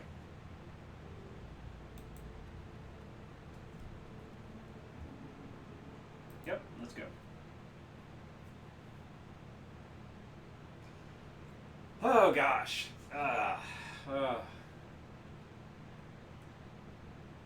So something I've been thinking about, because we are getting closer to getting the actual store opened up.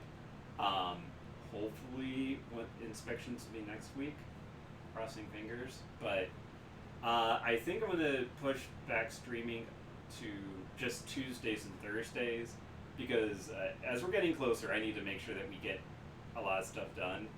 But I think I'll be streaming from like 7 to 10 instead of 7 to 9 normally. So we'll have longer streams, so it'll just be on Tuesdays and Thursdays instead. Because, yeah, I definitely want to be able to help out and get that stuff done. But anyways, Hoy. The NTR rockets noiselessly towards Hoy along the edge of Kowloon Bay. Blackwater glitters in the night with the light of 1,000 reflective storefronts. Gaichu stares sightlessly out the window, one hand pressed to the glass. The plot by the elders is exposed, and Pertalam is in your debt. You have a new ally and a respective Wampons. Sometimes everything goes right on a job. You can count yourself lucky, but this is one of those times. Yeah. I've never seen a run ever go smooth. This is probably my first time that a run has ever gone smooth like this. So we'll go ahead and head to, whoops. So we'll just head to get our payment.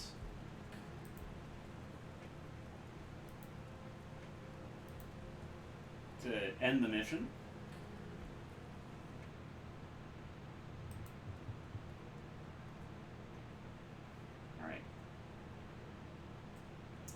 Alright. Vid, about those dreams. Gabbit's face winks into the screen.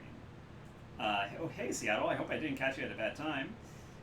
What did I just say? That this is a recording. It doesn't matter if it's a bad time. Anyways, I was thinking about that talk we had about the dream talk and nightmares and stuff. I've got a friend here in town. She runs a parlor at 5 Phases. It's sort of a local magic shop talismonger.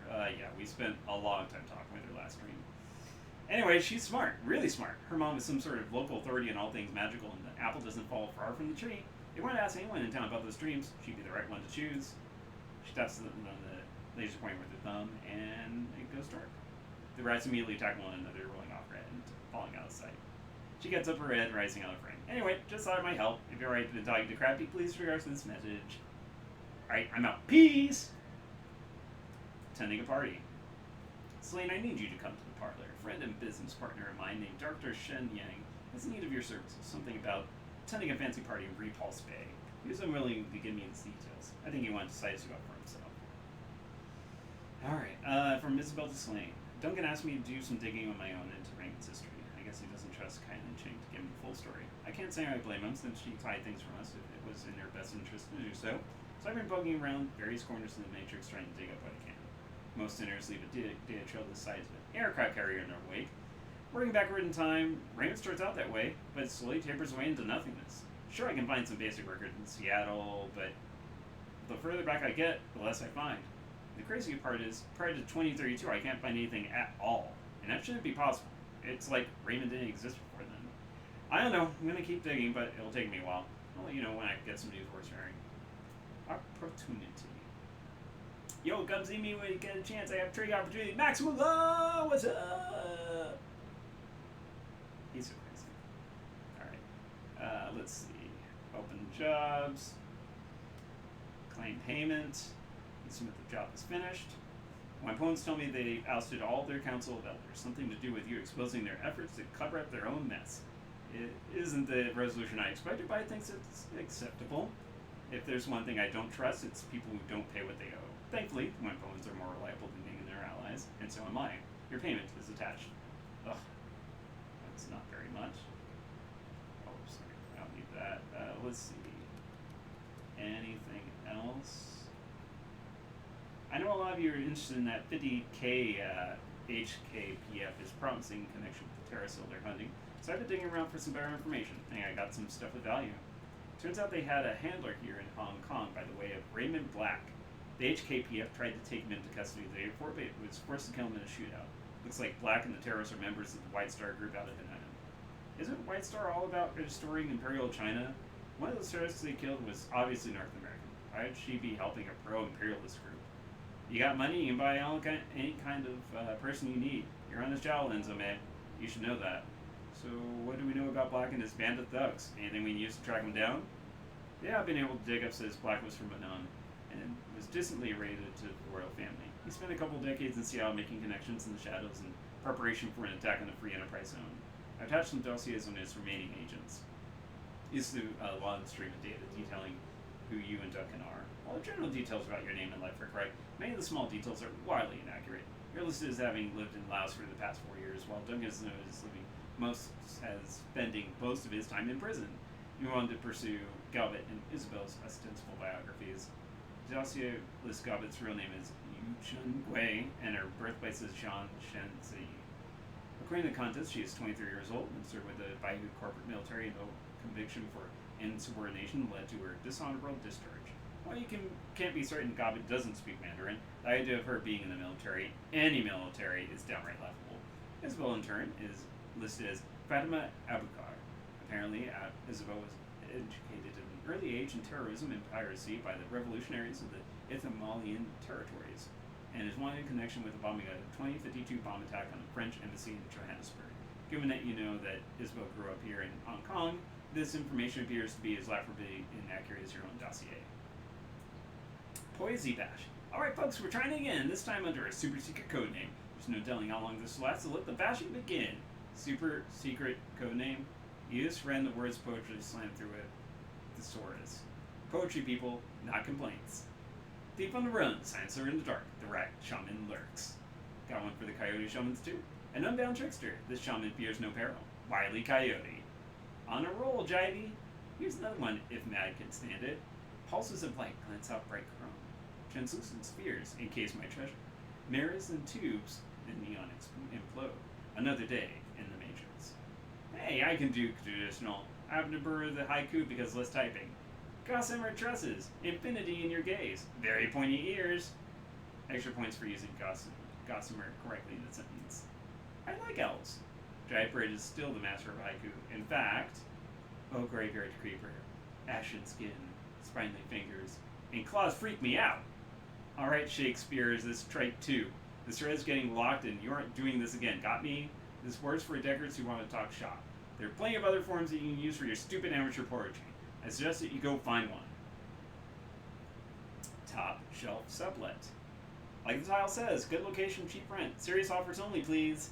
What do you mean by top shelf? As in a fancy corp condo? How'd you manage that? No, man. There's top shelf of the converted maintenance complex that I live in. You're joking. No joke. It's cheap and the location's good. Right near Temple Street Night Market. And has super fast access just in case you need to get in and out of the Matrix quick. I'm not sort to ask questions. There's just about enough space to stretch out your legs lying down. There's a ceiling hook for your gear. What do you say? I don't know. I need a place to, but still. And a shelf in a shared closet? Screw that. I've got a sweet pad rent that you can have all to yourself. It's not Victoria Peak or anything, but it's a bargain. Where's it at? Kowloon Walled City. It's one of the new construction units on the outer edge. I'll throw in a second ceiling hook. Deal? Okay, message me and work out the nitty gritty. Seriously? The Walled City isn't that bad. My apartment is huge and even has windows. I'll beat Harbor Rat's rent. In fact, just tell me what you want to pay. Hello? No one wants to live in Walled City. Looking for experienced decker for a discreet milk run on a supply house for purveyors of recreational substances. Potential for longer-term arrangement. We're a team that's been together for years, running your basic heists and occasional transport gig. We've got a reliable fixer and a long list of happy clients. Requirement, you must have a good sense of humor. Hey, are you willing to give a newbie a shot? I've been in and out of the Matrix since I was in school. I raised some creds doing odd jobs, so I got a hot new cyber deck I'm itching to try on a real run. I don't know, man. We really like to find that long-term decker, and you kind of don't know shit. You said so yourself, sorry. Oh, come on, you said it was a milk run. How else would a Shadowrunner start if not with an easy gig? I'm being upfront with you. Doesn't that count for something? Fine, I got a test for you. You hack this guy, Captain Scone, and change his password to erotic massage. I'm on it, thanks. I'm done. Am I in or what? Say yes. What the fuck? Amazon, can I introduce you to our rigger, Captain Scone? You'll make a fine addition to our team. Thank you, you won't regret it. You gotta stop getting people to hack me, Gimme. or you'll be looking for a new rigger next. Ah, you love me. Let's claim payments. Yay, got a little more money. I don't know what else. So, okay, all right. So we did that. We got all sorts of stuff to do with whoops. With everything, but yeah, I'm gonna just go ahead and save. So, where do you save? Oh, I just saved. Okay, cool. Oh, that was a silly long run. I apologize about how long it took. Thank you all for being patient. So basically, I'm just gonna go ahead and exit this. And let's see if this works. Ah! There we go. Or actually, wait a second. Boop. Hello. So, yeah, that was definitely a run of sorts. Let me close this out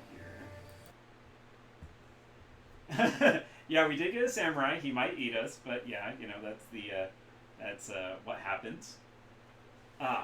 Anyways, yeah, I hope everyone had fun with that. I am, like I said, I'm going to be switching the schedule to just Tuesdays and Thursdays, going from 7 to 10, maybe 6 to 9, I don't know. I'll see. But yeah, I just need to kind of spend more time at the store to get it ready to open, because I really, really definitely want to keep streaming after we open, but I definitely gotta, I can't do this every day and still do work at the store and stuff, so, yeah, anyways, we'll hopefully have, emotes next week sometime. I want to thank, Fool. I don't know if, no, they're watching in there. Anyways, yeah, I'm probably gonna have to stream from the store after this, and it'll be like, all right, I'm in the middle of the combat. Sorry, I didn't mean to rock it that much. I'm in the middle of the combat. Wait, sorry, customer. Hi, how's it going? How can I help you? Blah blah blah. All right, I'm back in it. All right, let me get started. Oh, I'll be right back. Okay, all right, I'm back. All right, let's finally. Let's. If you're ready for that for about 3 hours, then yeah, let's do it. No, I don't know. We'll see. But yeah, I'll just be streaming Tuesdays and Thursdays. But yeah, I really appreciate everyone hanging out, watching me do a combatless run. That was really good. I'm happy about that. Couldn't have gone any smoother, in my opinion. And yeah, so I think with that, though, I am definitely going to go ahead and say farewell for now. I'll be back on Tuesday with more Shadowrunning. Either leave comments in the YouTube or message me or Discord or whatever. Let me know. Do you want me to like skip all the talking stuff and just concentrate on the runs, or do you like the kind of the backstory and stuff like that? I like doing it. I'm starting to be able to actually do voices. I think the more I'm practicing talking and stuff like that, it's kind of bringing stuff back and stuff. But yeah. Yeah, like playing a game with me at the store, yeah. Yeah, it's so hard to do anything with me when I'm there. But anyways, you all take care. Have a good rest of the night, and I will see you all on Tuesday. I'll make sure to post on Monday if it's going to be at 6 or 7. I don't know yet, but it'll be a 3-hour stream. So like this one. But yeah, all right. You all take care. Have a good night. Bye-bye, Zels.